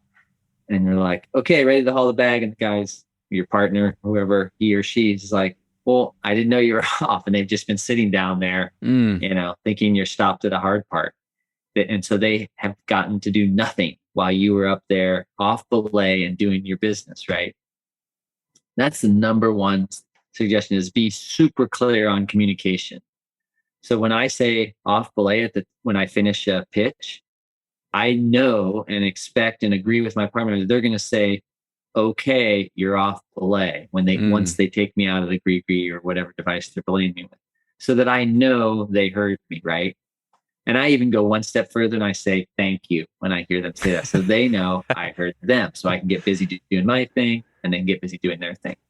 And the other little added detail, which is important, is you should always follow commands with someone's name, because at a busy, and I tell this story to make it clear, you're at Shelf Road or a busy crag, and someone at the top of the route says off belay. Holy fuck, did 8 people just take their climber off belay that are along this cliff band that are all 5 feet apart? Like, please say off belay Susie or Lisbeth or whatever. Say people's names after a command. And you should do that if you're in Patagonia and there's no one around. You should do it on El Cap, because that tends to be as busy as a sport flag sometimes. If you're in the gym, you should follow commands with names. So there's my number 1 thing, is communicate clearly, whether it's walkie-talkies or pull rope signals or whatever it is, if it's windy. That'll save you a ton of time. People not doing stuff or doing the wrong thing is even worse, right? And then the second is, I guess, thinking about how you keep both people working to move upward. And the communication helps with that, right? Like, once that bottom person knows they don't have to belay you anymore, they can be either putting on their climbing shoes or arranging ropes and getting the haul bag to get out or whatever. But think about ways to keep both people doing stuff. It's hard to figure out, like, oh, you're on an hour lead and you're just belaying. There's not much for the belayer to do, but you could be drinking water. You could be organizing the rope so it feeds out well. All these things, they sound a little bit maybe hurried or rushed, but I just think of it as you want to have a sense of urgency. Like, I want to see what is it that I could be doing to help progress things up. I mean, like if I'm the leader and I'm there and I've hauled the bag up and now I'm just waiting for the follower to come up, I would be like, are the ropes just piled or are they neatly, flaked so that they can feed on the next thing? I'm not going to just sit here and, fold my arms and, actually there's great reception on El Cap, so you could do some social media, I suppose, while you're waiting for the person to jug the last pitch. But buying that, find stuff to do, right? What would be something past that? Because those two are so huge that I think things past that are, as far as efficiency, I would rather fail on El Cap because I had too little water or too little food than fail because my haul bag was too heavy and I can't get the stuff up. I see a lot of people struggling, and the hauling is way harder than the climbing because they've put 100 or more pounds in a single bag or train of bags, and the person trying to haul is just killing themselves. So many small steps is always easier than one big step. So if you have to haul 2 bags rather than one big one, do that, because you'll probably not kill yourself hauling 2 bags, but trying to haul one big bag is bad. And I'm not as a do as I do person on that. I try to keep to one bag, but I've seen people bail because they just haul bag is too immense. Do you have a limit for yourself? Like, what is the most weight? What's the maximum that you would go for a haul bag going up the nose? I mean, there's no way in heck I would ever haul a train of bags that weigh more than me. I'm pretty light. I only weigh 158 pounds, but I would never haul a group of bags that weigh more than me. And I think and I've bivvied on El Cap a lot of times. I've probably bivvied, 50 nights, which means I've hauled a lot of routes, right?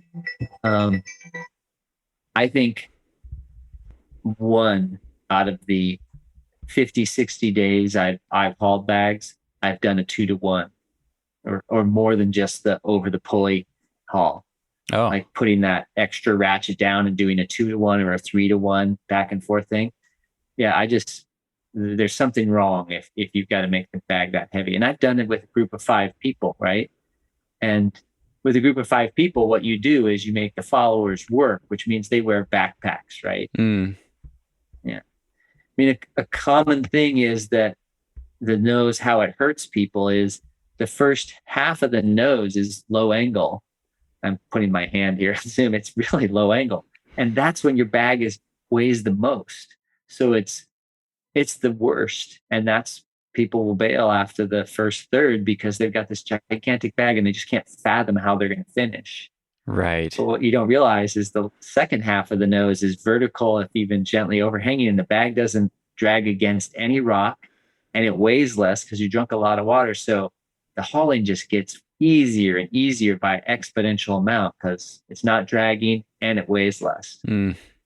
So what I will coach people to do that are trying to do it big wall style is have your followers wear that heavy weight, 1 or 2 gallons of water on their back, because when you jug on low angle, it's easy to jug on low angle with weight on you. It's hard to jug on the steep up higher.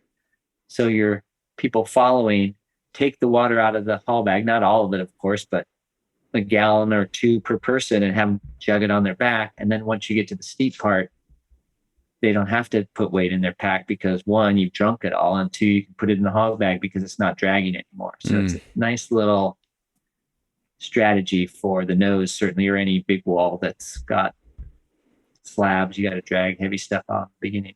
Yeah, that's super helpful. That's really helpful. Yeah. I want to ask you this. For someone who is a very experienced climber who has a reasonable shot at doing the nose in a day, but they've never climbed they've never tried before. How much water do you think you should bring per person for something like that? Well, there's doing it in a day in 20 hours, and there's doing it in a day in 6 hours, right? Right. So a great fun story of the lore of Yosemite is that when I talked to Tom Frost and those guys, they would do a quart of water per person per day. Ooh. And they at times would believe that like they wouldn't allow themselves sips of water during the day because they thought they'd be afraid they'd drink it all. So they'd wait until the end of the day to drink their quart. Right? Just like, geez. Not always, but mostly, right? And when I'm comfortably going with somebody that I'm like, I guided the route for the Net Access Fund a number of times with Steve. We would kind of start with 1 gallon of water per person per day. So 3 people, 3 days, that'd be 9 gallons, right? And you times that by 8 pounds per gallon, it's pretty heavy. But on a speed ascent, you're going to start with fully hydrated, your body is carrying water, and you should, I'd say a 15-hour ascent, 70-degree temps, 2.5 liters. Now I'm switching to metric, but 2 quarts. Yeah. Yeah. Okay. If it's hotter, more. If it's less hot, less. So I'm going to reach a lot of people on your podcast. If you stash something on the route, it's all right, but like it's not really doing it in a day. You went the day before and fixed pins on it, or friends, or if you stashed water, then you did something a different day. Interesting. And so that people know this, there is often water on the route. And when I did the speed records, I never took water from stashes on the route. Even many times I've done the route and knew there was water up there. And if I'm ever going for this record, I would not allow myself to take things from the route, because it's just a different style, right? Mm-hmm. I don't think it's wrong. It's just to compare yourself to other people that didn't do that, then you're not doing the same speed record. It'd be like going up and tying lower off ropes on every single pendulum so you could do them faster, right? The day before. That would void your comparing your record to the way, Alex and Tommy did it, or me and Yuji. Yeah. Yeah, that makes sense. Cool. Speaking of Alex and Tommy, what was it like watching them? And maybe Brad and Jim before that, but these guys that took, the record from you and Alex, 2012, you did it in 2 hours and 23 minutes. And then these guys have whittled it down, and Tommy and Alex took it below 2 hours. I know you were very invested in that story, and you were, watching from the meadow and stuff. What was it like to watch that happen? Is that something you assumed was inevitable, like breaking the 2-hour barrier? Did you think it could be done? Do you think it can be bested? What's your perspective on it as an observer at this point? I kind of always knew that the record will get broken. And I was honored, I guess, that Alex called me and let me know when they were going to give it their go to break the record. So I got some friends I had casts on both my feet because I was prepping for surgery because I broke my legs the week before. Week before? Oh, man. So I think I actually had to wait like 10 days after breaking to get the surgery. And then that's right. So might have been 10 days, whatever. Alex was kind enough or whatever, inclusive enough to tell me they were going for it. So we drove from the Bay Area at 3 a.m. in the morning and got there. And I sat in my wheelchair and watched them get the record. At that time, it was 2:09, I think. They were breaking the 2:19 record that was set by the other cats. Brad and Jim, yeah. Brad and Jim. I'm so sorry, Brad and Jim. I'm spacing on names. I would love to climb with Jim sometime. Seems like a real character. But it was just a total joy to see them, at dawn, walk by the car, give me whatever. Hey, how's it going? I'm like, good luck, you guys. Go fast, take chances, whatever. It was just totally cool to be part of the scene and be in the know that they were going for it, getting to watch them go for it. So super cool to just sit there and go, wow, oh yeah. Looking at your watch, going, yeah, they're doing well, they're doing good, and that's super cool. I mean, I don't know what to say. I, have my thoughts like, oh, if I had broken my legs, would I be going, trying it? I don't know. Actually, prior to my legs being broken, Alex called and said it would be okay if I went and did the speed record with Tommy. I'm like, sure, yeah, go for it. Oh, cool. Yeah. How long do you think that one is going to stand? The current record at 1 hour, 58 minutes and whatever is 7 seconds. I guess it kind of depends on how quickly my legs heal. Such a perfect answer. I love it. Maybe never. Yeah, but this is the interesting thing about getting the record on the nose is that unlike who's going to be the first person to do V, I don't know, 17 or 18, whatever the latest bouldering problem is, or 5:15D, climbing the nose record fast. We know from gymnastics that, the best World Cup climbers are going to be probably 18 to 21 years old, right? Because they don't allow you to do World Cups, I don't think, until you're 16. I don't know if the Olympics is going to have a limit, but it's going to be those late teenagers because they're light, wiry, and super strong. And they've been climbing since they were 4 years old, right? Just like gymnastics, because that's what climbing is applied gymnastics. But the nose route, you can't go to Yosemite unless you have parents that are whacked and climbers and take you there, or you have a driver's license. And the number of years of, many days of climbing you have to put on Yosemite granite to get skilled enough to do that is going to take place for most people after they have a driver's license. So what I'm getting to here is that the people who get the record on the nose are going to be not a 16 or 17-year-old, child prodigy. They're going to be somebody who's been out on granite many seasons, and there's going to be some sort of interest or need from the culture to see that happen. And why I say this is that here you have Tommy and Alex dedicated, I think they did it 10 or 12 times together, and they spread it out over a month and a half. And there had to be, they probably don't exactly think about like, what am I going to do? What climbing thing am I going to do so that my sponsors are happy, so that I get sponsored again? You don't think of it that cleanly and that black and white. But in 1991, nobody gave a fuck. And, I didn't make any money from climbing the record of the nose fast, and there was nobody filming it. In fact, nobody even bothered to film me and Alex doing it, because we just kind of did it a couple times and then ran up and got the record, right? So maybe they just weren't interested or whatever. But when Tommy and Alex did it, they have enough of a following and there's enough news about the nose speed record that it's worth their time to invest in it, right? And so when there's that sort of combination of people skilled enough to climb the nose, have the ability to do it, and they feel they can invest that time to do it, it'll happen.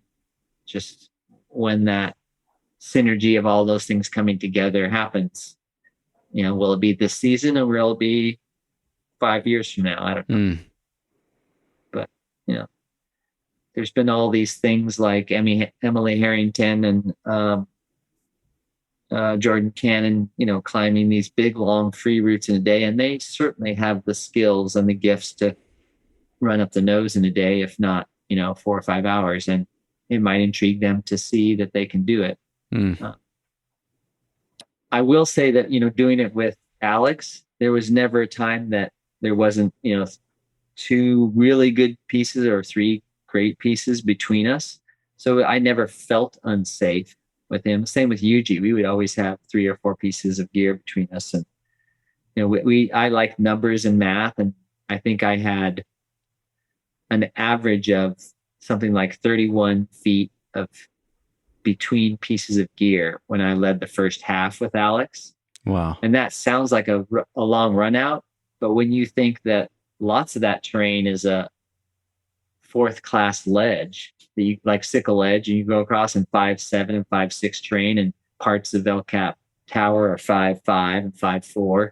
Like even a 5.8 climber wouldn't think even 2 seconds about running it out 60 feet on a fourth class ledge that you're just walking across. So that means, like, where it's hard, it's well closer than 31 feet average. And, just trying to give people a perspective that it's not as dangerous as people think. Like it bothered me when they show the Thomas and Alexander Huber, like taking these big whips, and Dean Potter saying you could die up there. And then of course, Tommy went and did 100-foot fall.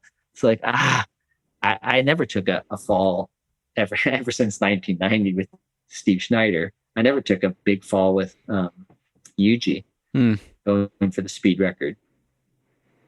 Nor with Jim Herson, nor with Peter Croft or whatever. I think it's possible to get the record and not be unsafe. Got it. You think even now with the record sitting below 2 hours? Yeah. And I know Tommy well enough. He probably had to convince his wife that it was safe. And himself. I mean, he doesn't want to get hurt. And Alex too. I think people think Alex is aloof to what safety is, but the guy's solid. He doesn't need a number 3 Camelot. I do, so I brought one. Yeah. At what point do you think it might become just a purely physical limitation? I mean, like, you can only climb 3,000 feet of rock so fast. I don't know if it can go in 1 hour or certainly not half an hour. So yeah, at what point do you think it'll become a physical limitation? So the speedlunkers have jugged that distance in 48 minutes. Oh, okay. The cavers, the people who rappellers, they'll come 1 or 2 times a season and rappel off El Cap.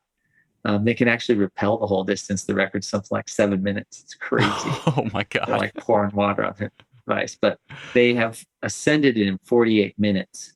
And when you think about the motion of climbing, it's repetitive when you're using those rope ascenders with your feet and your chest harness and stuff, ascending a single rope, but the motion is similar. So when you think the record's 1 hour and 58 minutes up the nose and the record of jugging's 48, somewhere in between there is what it would take to climb it the fastest. And you could string a rope, fix it the whole route on the nose, and put a Petzl traction or a ropeman or some sort of, ascender device and slide it up as you climb.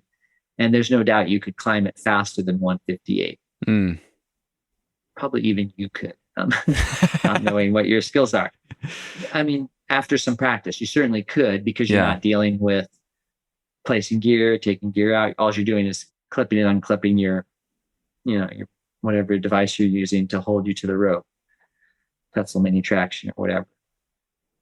And without any fear of falling, you're just racing up. So I think athletically, given that a speedlunker's done it in 48 minutes, probably could be done just if you had, Star Trek gravitation boots, so that if you fall and you just free solo the thing with gear, certainly you could go faster than 1 hour and 58 minutes. Now you just got to tie in the skills of, having rope between 2 people. How serious are you when you say, however long it takes for your legs to heal? You think you'll go for it again? He's just smiling at me. Is there something wrong with his audio? I don't know. All right. Yeah. All right. If my feet didn't ever have pain, I would be climbing a lot more than I am now, and that's one of my favorite places to climb. So I would dabble with seeing how it goes. A lot of ifs. Okay. Fair enough. I wanted to ask this question from Henry, and you kind of just answered it, because I think people that don't know just assume that you got hurt speed climbing the nose, but you didn't. I think you were on like a multi-day ascent, if I remember correctly, when you took that fall. Is that right? I was on a 1-day ascent. 1-day ascent, okay. And we were on like hour 12, I think, or 11. Yeah. So it would have worked out to been like a 16-hour ascent or something like that. Yeah. just a leisurely, leisurely romp. Well, I'll ask this question. It might not be relevant, but I think it'll still provoke some of your thoughts. This is from Henry. Henry wrote, Bill Wright and Hans Florine wrote an excellent book on speed climbing. Bill Wright and Hans both recently had accidents while engaged in speed, or at least somewhat fast climbing. Has Hans' attitude towards speed climbing tactics changed as a result? Are these worth it, or is it better to go slow, place more gear, and pitch things out more rather than simul-climb? Does speed climbing become less sensible as you get older, either because one has more responsibility, kids, things like that, or because reflexes are not as good as we age and speed becomes more dangerous? It's a lot to throw at you. Yeah, those are a lot of questions. There's one that jumped out at me. It's essential that you speed climb as you become older, because the kids and the job and all the other things, you only have a limited time to climb. So you need to get lots in on the weekend or in the evening after work or whatever, your lunch hour. So it's essential that you go faster as you get older. That's easy to answer that. I'm unaware of Bill Wright having an accident due to speed climb. So I can't talk to that. I know that he's fallen before and broke his back, but I don't think that had to do with speed climb, but I'm just going to not address it because I don't know what his particular thing was. But I've talked to people. The AAC has a podcast about accidents, and they interviewed me about my accident, and I tried to stress in it, but it's still in the book, Accidents in North America, they go due to speed climbing. And that's frustrating to me because really a 16-hour ascent of the nose is a leisurely ascent to me. Right. My partner, Abe Shreve, had climbed the nose in a day with other people. He'd climbed the nose. He's very competent. We were just strolling along, and while, again, trying to be efficient, while he was cleaning the great roof, I just went on self-belay and started leading up Pancake Flake. I wasn't running up it or whatever. I had a gree on, and I had just unclipped the gree, and I had 18 feet of slack out. And unfortunately, the ledge was 15 feet below me. So I hit the ledge and then fell 3 feet off it. So self-belaying is a technique that you can use speed climbing, but it's also a very common technique you use just climbing the route, right? So as far as the technique I'm using, Royal Robbins used it when he first soloed the nose, right? Or soloed El Cap many times. Is it a speed technique? It's just a solo technique.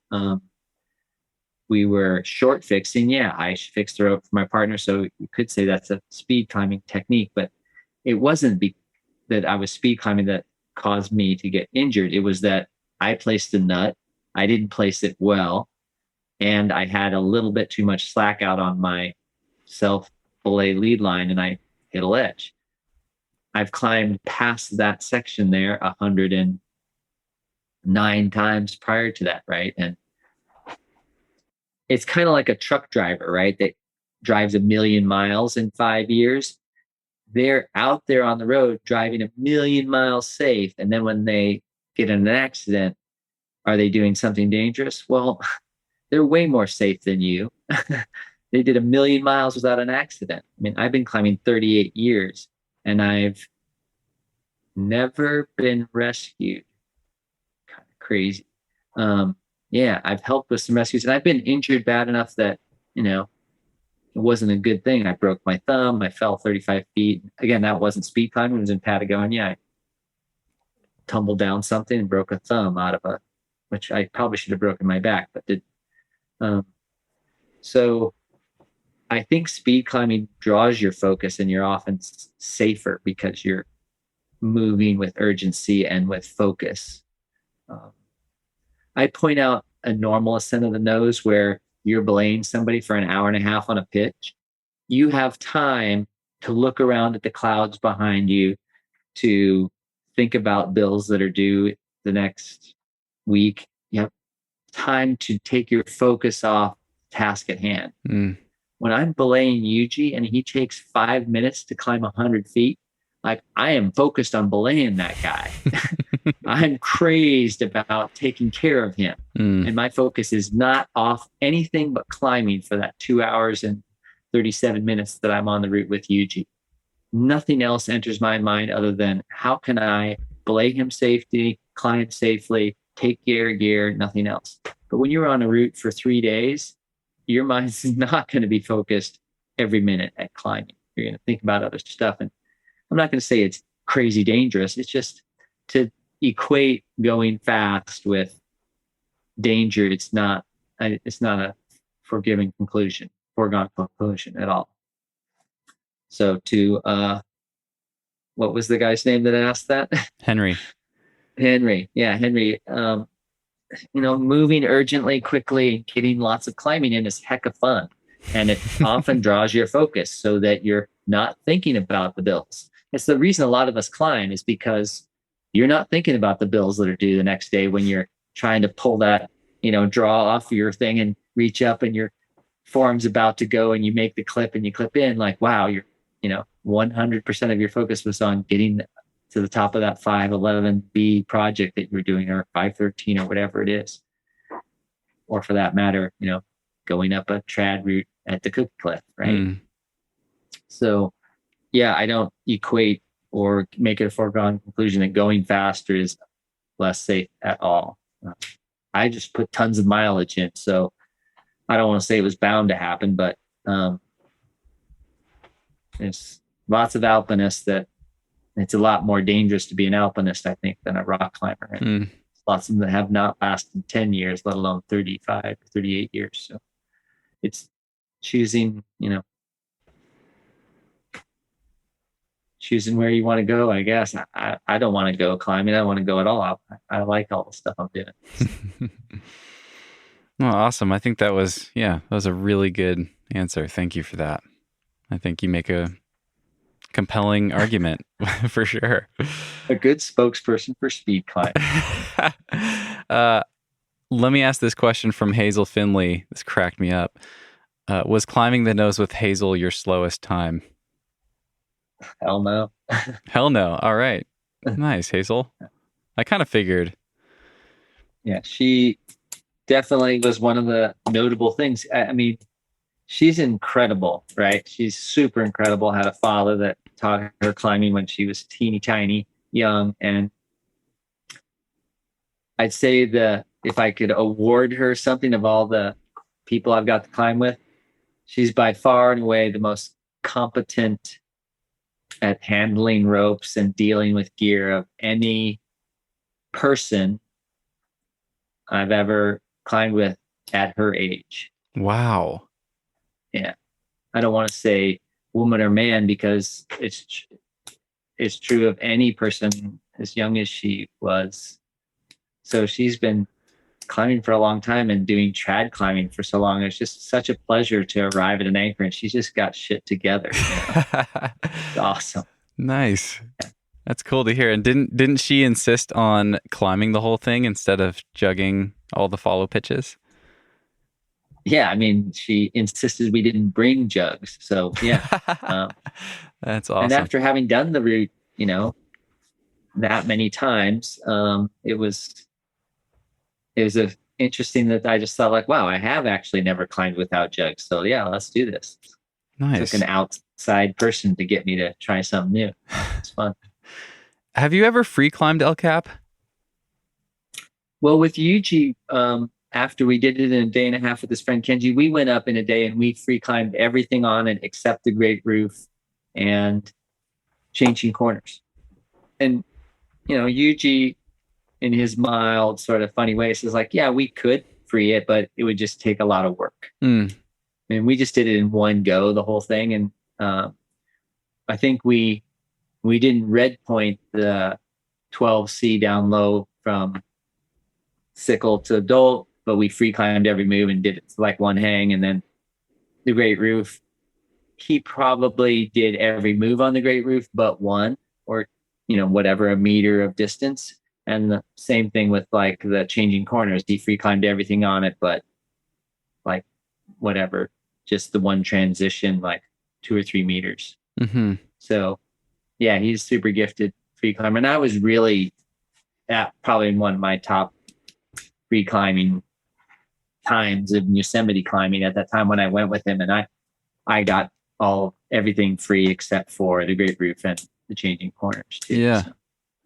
I mean, that makes sense. Changing corners, is like 14A. The Great Roof's 513, 13B or C. That's a hard route. I mean, but I'm curious, like, have you ever wanted to try to free climb, I don't know, Golden Gate or Freerider or El Corazon or one of these things that's certainly within your free climbing ability level? I mean, you've climbed, what 13D? Yeah, and I've climbed 14s that get downrated to 13. Okay. Like Surf Yeah. Safari used to be 14A, and that's 13D.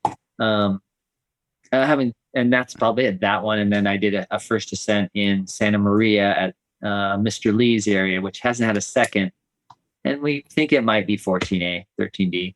And Yeah. that's when I was kind of climbing at my strongest back then. But we divert from the real subject at hand about there's a desire to climb like Freerider and Golden Gate and stuff like that. But my last, 20 years, I've been raising kids, and the investment to go and project a single pitch that's 15 pitches off the ground is pretty time consuming. Even if you did it in a day to get there and then worked on it, it's still so time consuming. I just didn't have the bandwidth to want it bad enough. Because there's certainly other parents that have gone and free climbed Golden Gate and Freerider and Salathe, Jim Herson being one of them, So I can't play the parent card excuses me from doing those. I just haven't had the bandwidth with other things I'm doing. So. Yeah. Well, I mean, it just must not be that interesting to you, or else you would have found the bandwidth and done it. I have to assume. It's just there's so many other cool things for me to do. I don't want to poo-poo people that have done it at all, because it's amazing, right? And I know a couple of people, including my good friend Louis Wu, who, by the way, I'm holding up my Coros watch. I love my Coros watch because I'm into numbers, and it just records everything so amazing. He wants to go and do Freerider, and I'm totally game to go help him, because I feel there's less pressure if, like, oh, Louis, could I try top roping this pitch, while you're resting? That way there's not pressure on me to do it. But, if things go well, then yeah, I might do it too, Okay. Okay. Yeah, there's a couple other people that I might support on Freerider or Golden Gate or something else. And I would do it without pressure on me, probably. Not that I shy away from pressure, but like, that's just, I have so much fun being out on El Cap that it's cool just to climb. And this brings up an important point that is revealed in the fact that many people could go up the nose and they could free climb 2,850 feet of it, all of it below 12B, right? And if the style and ethic was like, wow, I could get to climb that much footage of granite, but they get, I don't know, I'm going to say hung up on, oh, I had to aid this pitch or that pitch or this section of that pitch, so they don't do it. Like now there might be more people on the nose. I mean, there's thousands of feet that are below 5'11" on the nose. It's so fun. I mean, the stove legs is all 5'10" and 5'9", and that's 400 feet of 5'9" to 5'10" crack climbing. That's totally awesome. That's super fun. So what I'm saying is, like, the free as can be folks, Max Jones and Mark Houdon, like, really had something going there. Like, there's all this free climbing there, but if people just get hung up on, oh, I had to aid a single point here or there, like, and I would have hella fun going up the Salathe and freeing all but 3 pitches, Tom Frost said something about the early climbs. Like, there was this really hard climb on, I think it was Higher Cathedral Spire. And it's such a cool line. They went up and climbed it. And when he overheard someone asking me about, like, I don't know, some route at the Cookie Cliff, did you do it first try or did you do it free? He's just like, we would have never thought of that. Like, we went and climbed this route, We didn't care about how much time, or if we hung on a piton, or if we put in a piton, or if we hung on a piece of pro in the crack. Like we went and climbed that route. It was about climbing this cool line, not that that's the end all ethic that you should have, but like it really made it like that was a fun line to go climb. Who cared whether you hung on a single piece of gear or 3 times, there's amazing tons of free climbing to do on El Cap, and you might have to aid a couple places. So what, you get in more free climbing than you would anywhere else in the world. So I may have just made Yosemite more crowded than it's going to be anyway. So. Awesome. Well, I'm wondering if you're getting fidgety. I can hear you clicking your pen, and I know that you're a guy that likes to. I'm looking at my list move. of things that I haven't touched a single thing on my list. I mean, I forgot if I asked you, like, what's your experience in Yosemite? None at all. Well, that's easy. You don't need to talk about that anymore. Except for now, your listeners are going to hopefully write in and say, "Get there, my friend." I know. It's the biggest hole in my climbing resume for sure. But I don't know. It's just interesting. Like something I really appreciate about you listening to your book. It's like you're so unapologetic. I love this route. I want to keep climbing this route. I've climbed it with, I don't know how many people you've climbed the nose with, but like 100 different people or something. And you don't apologize. There's so many other things to do in climbing. It's kind of easy to look at something like that and say, like, why? Why just keep going back to the same thing instead of, you and I are almost the opposite in a way where I very rarely repeat routes. I mean, I will project routes for a very long time, but then I very rarely go back and repeat things. I really want to explore as many new things as I can in climbing, but within like a very different scope. I'm really drawn to movement, and I'm really drawn to the complexity and the nuance and the intricacy that comes with hard bouldering and hard sport climbing and things like that. And I don't really feel, I don't know. I'm sure that if I drove into Yosemite Valley and saw the nose, I would be as awestruck as anybody. But I don't feel a pull towards that type of thing so much. I mean, part of me is like, who am I to even ask Hans Florine questions about this stuff if I've never done it myself? But, at the same time, I'm trying to like learn to be a little bit more unapologetic, if that makes sense to say it that way. Like, I think it's kind of awesome to just find what you like and double and triple down on that, because there's just too much to do. There's so many incredible experiences to have in whatever facet of climbing speaks to you. Yeah. I mean, to that point, like, everybody has their different parts of life, and it could sound like, oh, I'm one trick pony doing the nose. But actually, in the beginning of my climbing, late 80s and early 90s, I would go around and pretty much only do on-sightings of on-site climbing at most of the climbing crags that I went to. And I think it was really frustrating when I'd go to, Snowbird or a national comp, and all these people that I might have been climbing next to them on the cliff, they were projecting these awesome 13Bs and Cs and Ds. And I was probably never seen on a 13A other than to give it a go. And then I would get it. And then I'd go and try to onsite a 12C or a D. And I would do as well as them or beat them or whatever. I'd be in the top 10, but it was clear that I wasn't climbing as hard as any of them. But guess what? Comp climbing was about on-site climbing. So that's what I did, I really like to go to a crag like Rifle and go do, 10 on-sites in a day instead of being on one route. So in that way, I'm similar to you about going around and doing variety. And, it's just that type of climbing. I love the movement. So I wanted to do as many different moves as possible. I'd run around even as one of the top 10 comp climbers in the country. I'd go to Rifle and I'd go do all the 5, 9s, 10s, and 11s because I want to do all the different routes, And I think I've only been on like maybe 2 13s at Rifle because I just spent all my time on all the other things. I haven't been there a lot, but I've probably been on whatever dozens and dozens of 12s there. So I'm just using Rifle as one example. I'm trying to think what led into that. Well, your list. What else is on your list? I'm curious about this now. I should have asked you about this at the start.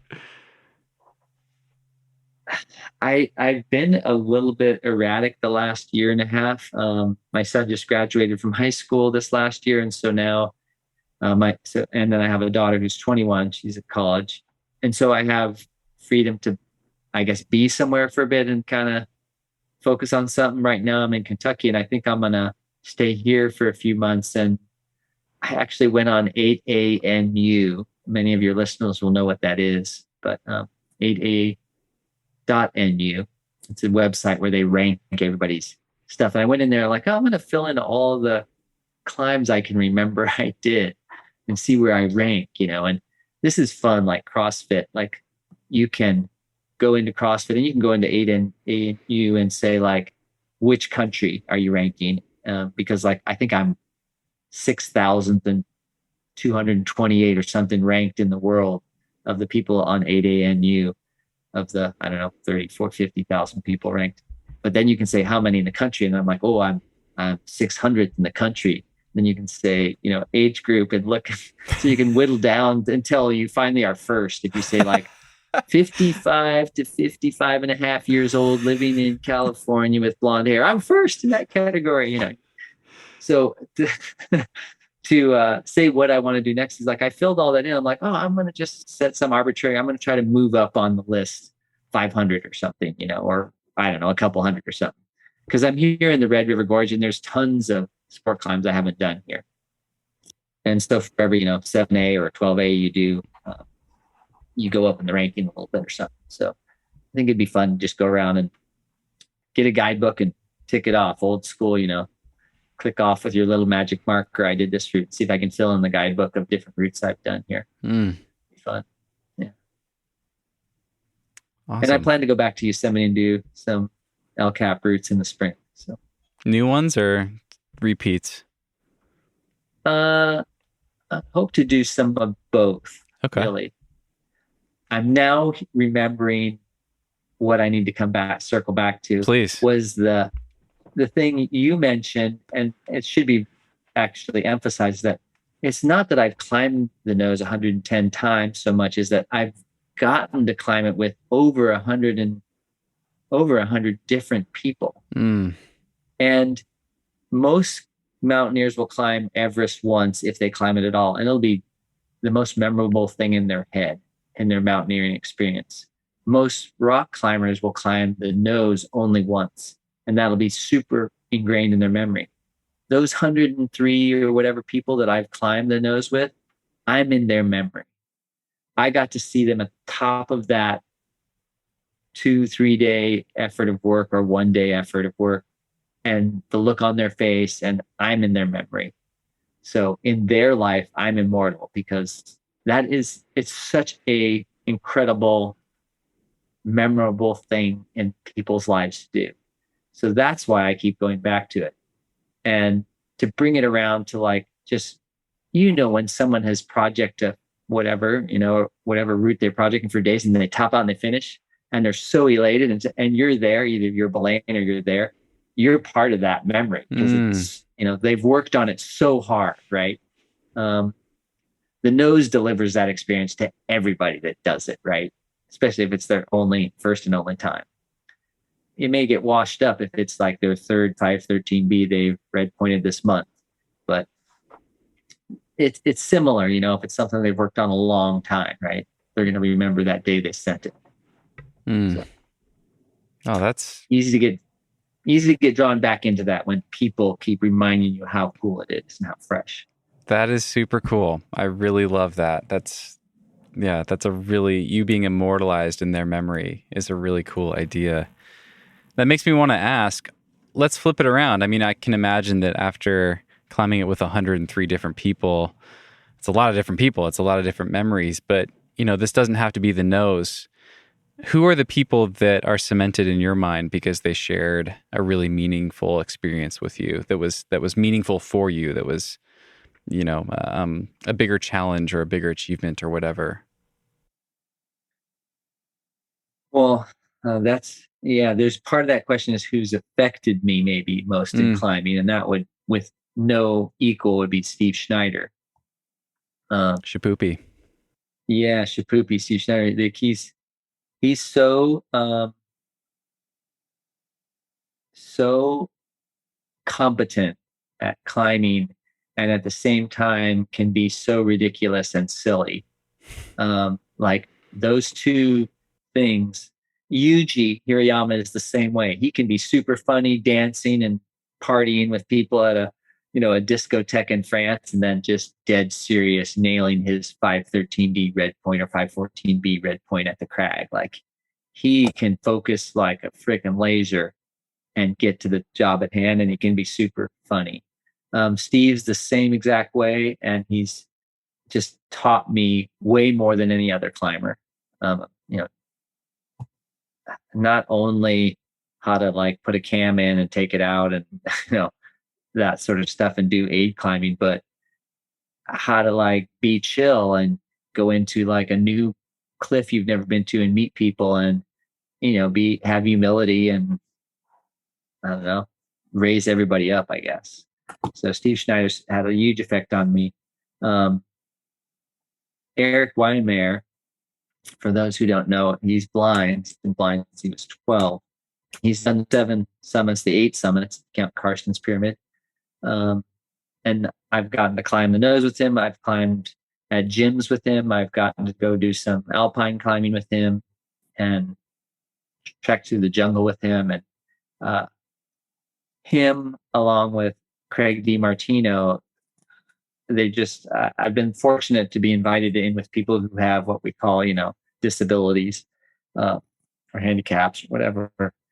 And I just I don't have the capacity to whine or complain about anything. I mean, even breaking my legs, like I can't complain or whine or be sad about something. I can see, I haven't lost my leg. I haven't lost my hearing. So getting to adventure with those folks has really made a great impact on me. Craig DeMartino, Eric Weinmeyer, Patty Haskins, all sorts of folks been lucky enough to partner with, for sure. Craig wrote something really nice about you that I'll read. This was part of the message that he sent me this morning, but he wrote that Hans is great and that he taught me that you can go fast and still be safe. I've always appreciated his take on that, as well as his openness and just overall stoke about climbing and life. And then he wrote, he was one of the people I credit with me coming back to climbing the way that I did because he never looked at me differently. I was just a climber to him, and I really value our friendship. So that's pretty cool that you guys did Lurking Fear. You did Lurking Fear in a day, and you never treated him like a disabled climber. You just treated him like a climber, and you guys crushed it. It's awesome. I think I made him lead more than half. Yeah. Yeah. Amazing. He's a good spirit. And I think that's a lot of people who take the time to find out I'm not just, some Hollywood Hans with big flowing blonde hair and cocky and, competitor type, realize like I have fun climbing with 5'7" climbers or 5'14" climbers or whatever. Right? It's the people that, those 103 people up the nose that keep me going up it, not the rock itself. Right. Yeah. This is another listener question. This is from Craig from Indianapolis. Craig writes, "Hey mate, who is your greatest non-climbing influence and why?" Probably Jack LaLanne, towing 70 people in 70 rowboats when he was 70 years old. And crazy shit like that. Doing out of the box, that's an overused term, but like, who would make up that? I'm going to swim, I'm going to handcuff myself and swim in the San Francisco Bay and pull 70 friends, and then, a great influence. He was a great influence on my good friend, Steve Edwards, who passed away a little while ago, but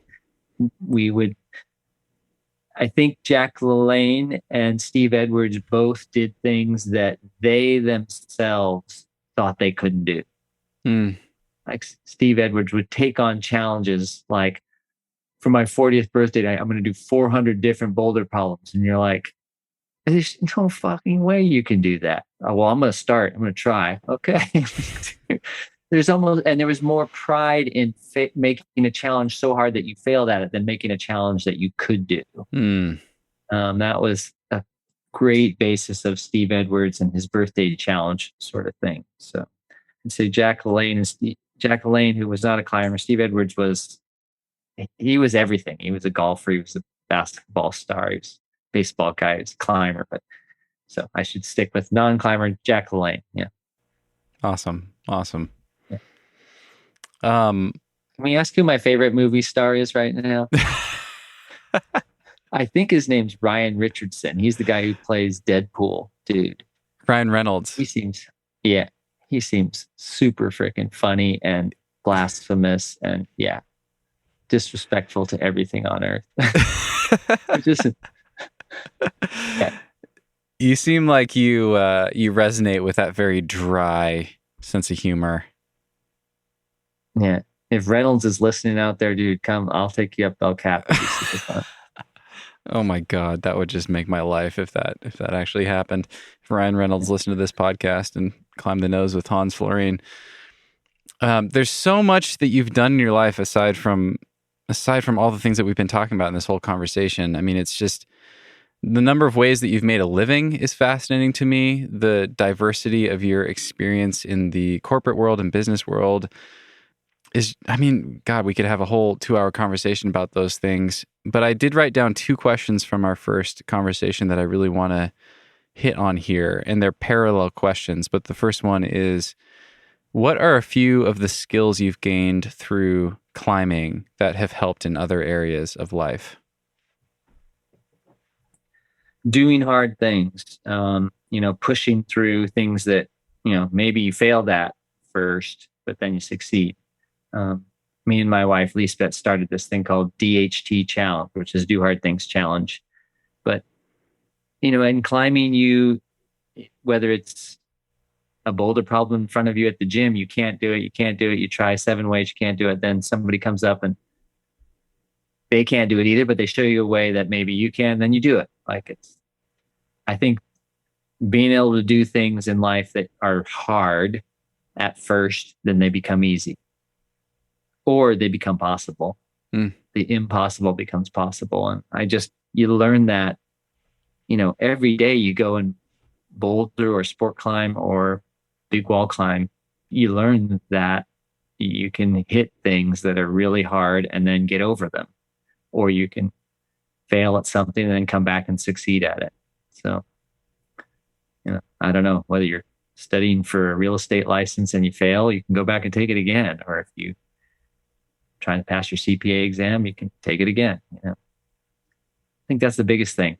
I used to be so frightened to fill out a form incorrectly, at the doctor's office or whatever, a paycheck thing, or like you're at your first white collar job after college and you're terrified that you're going to fill out this form wrong and someone's going to get sent the wrong payment. Like, you know what?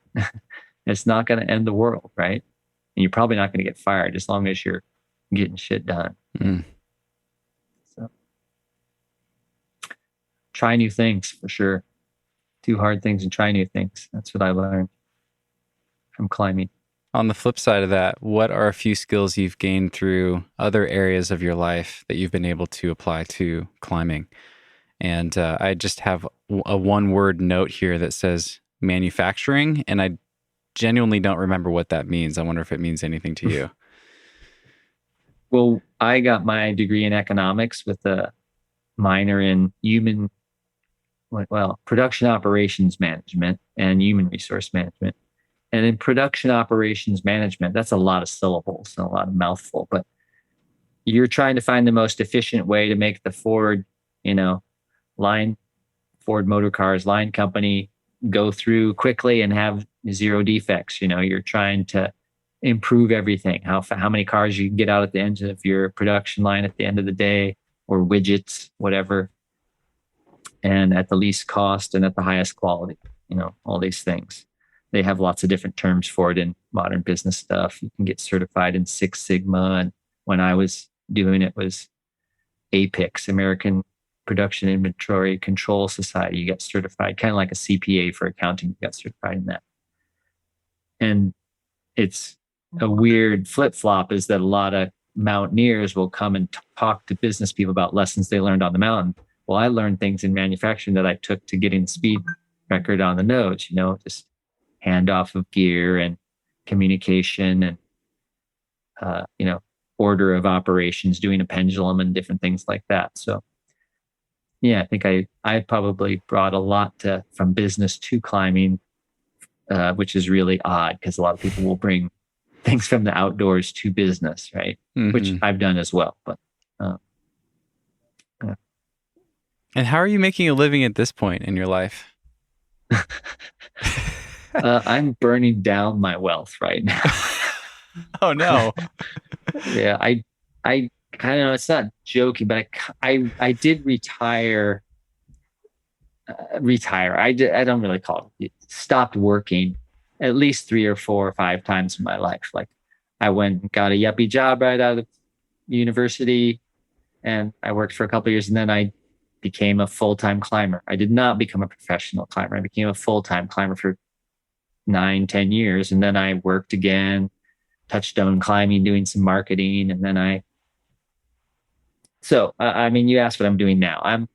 I'm in Kentucky. I'm helping some guy build some homes here around Red River Gorge. So what does that mean? It means I'll probably be driving some nails, digging some ditches, and maybe negotiating some deeds with the land, the county, everything, and stuff in between that too. Okay. Do you enjoy that? Yeah.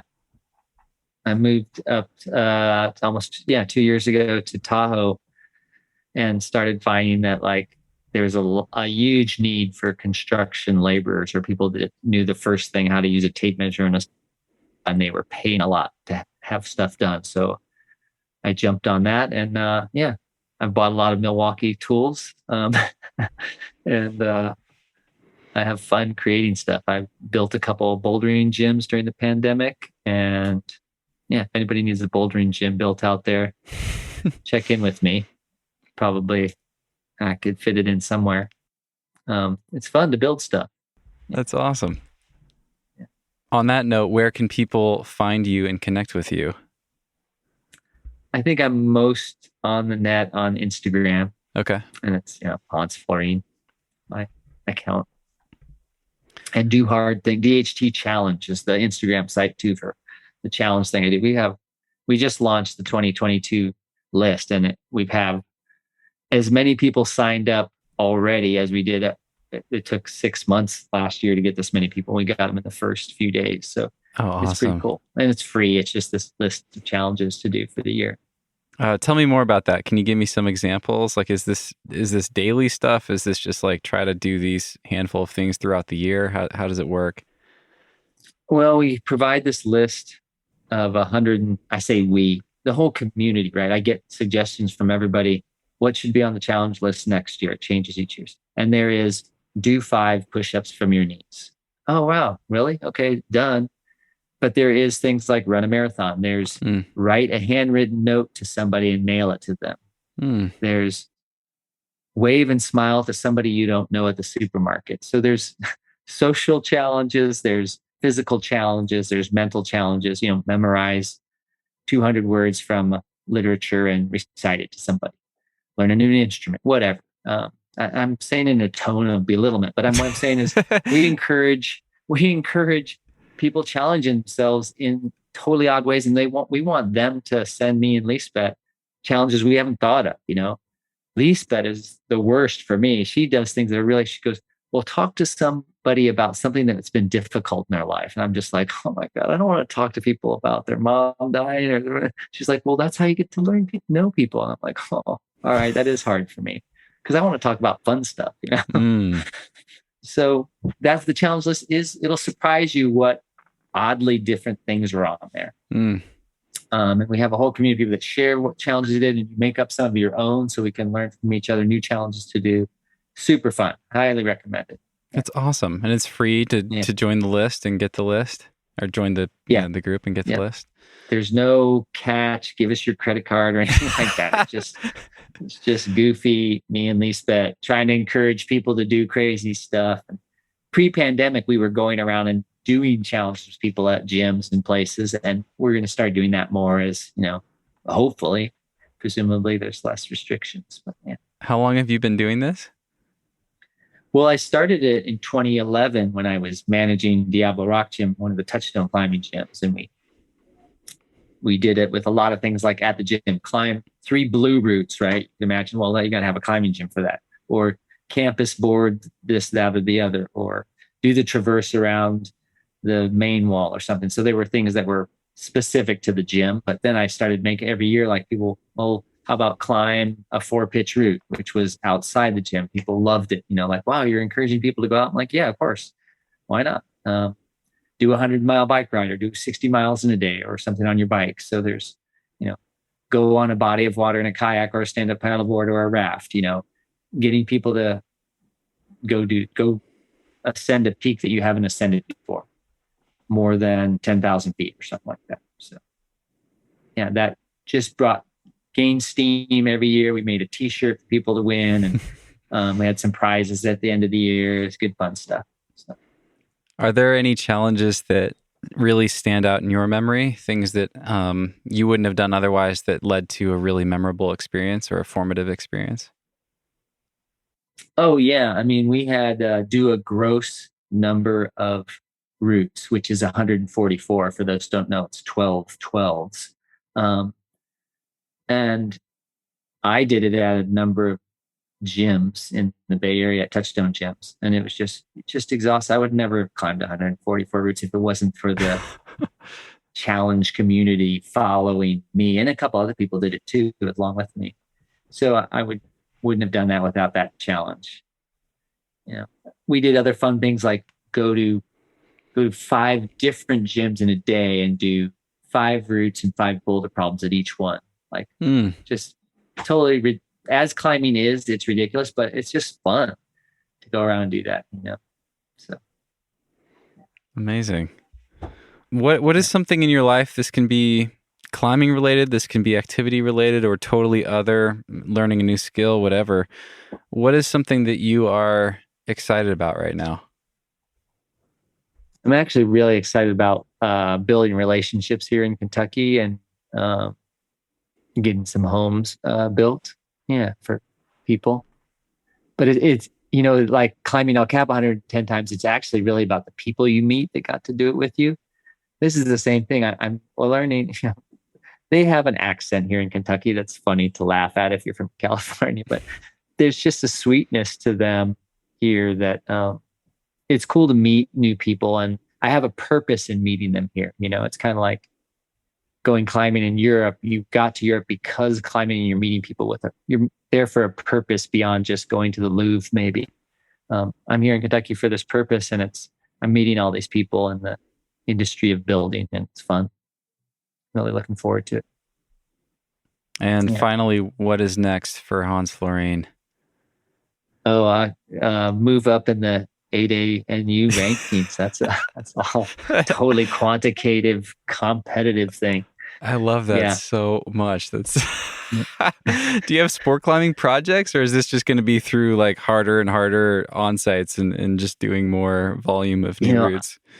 I'm pretty ignorant about the routes here in Red River Gorge, but Eric Hurst, who's the most amazing and informed research training guru of all time of climbing, Eric Hurst, he's the same exact age as me, and I've been poking him with elbow, like, we got to do a 514 at our age. Yes. So he recommends that we get on Omaha, which apparently is a somewhat friendly, classic, steep, medium-sized holds 514 here in the Red River Gorge. So I've never been on it. I don't even know if I've been to the base of it, but yeah, I got to go see what that's all about.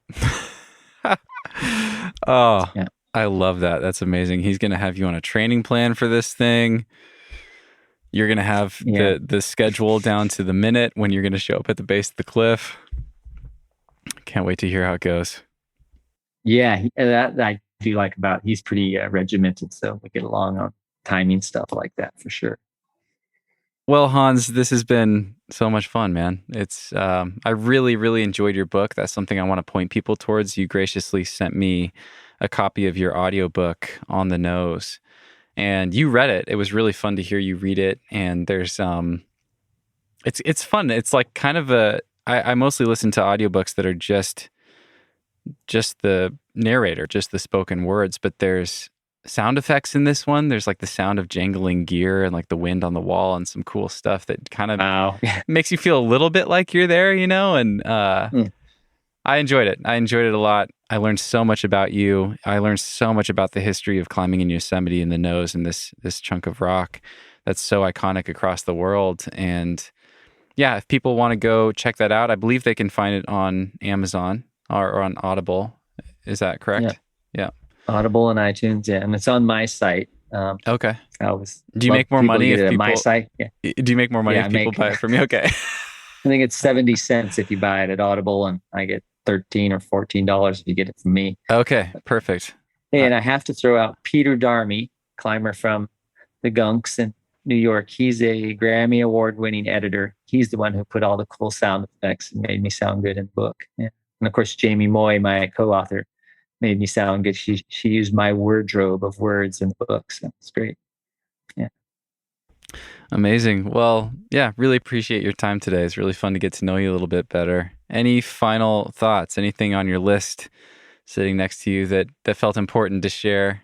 No, well, after we stop recording, I'll ask you all sorts of stuff about getting you out climbing with me. No, nothing really. You've covered it all. You've done a great job. Awesome. All right. Well, thanks again. Thanks to everybody who is listening. We will share links to Hans' Instagram and to his website so you can go check out his book in the show notes at thenuggetclimbing.com. And we will see you next time.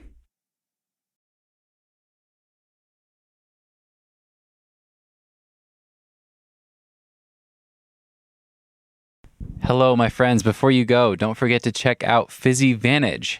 I'm super psyched about this company. I actually use their supercharged collagen every day to support my fingers, and I love it. I'm rocking the peach mango flavor right now.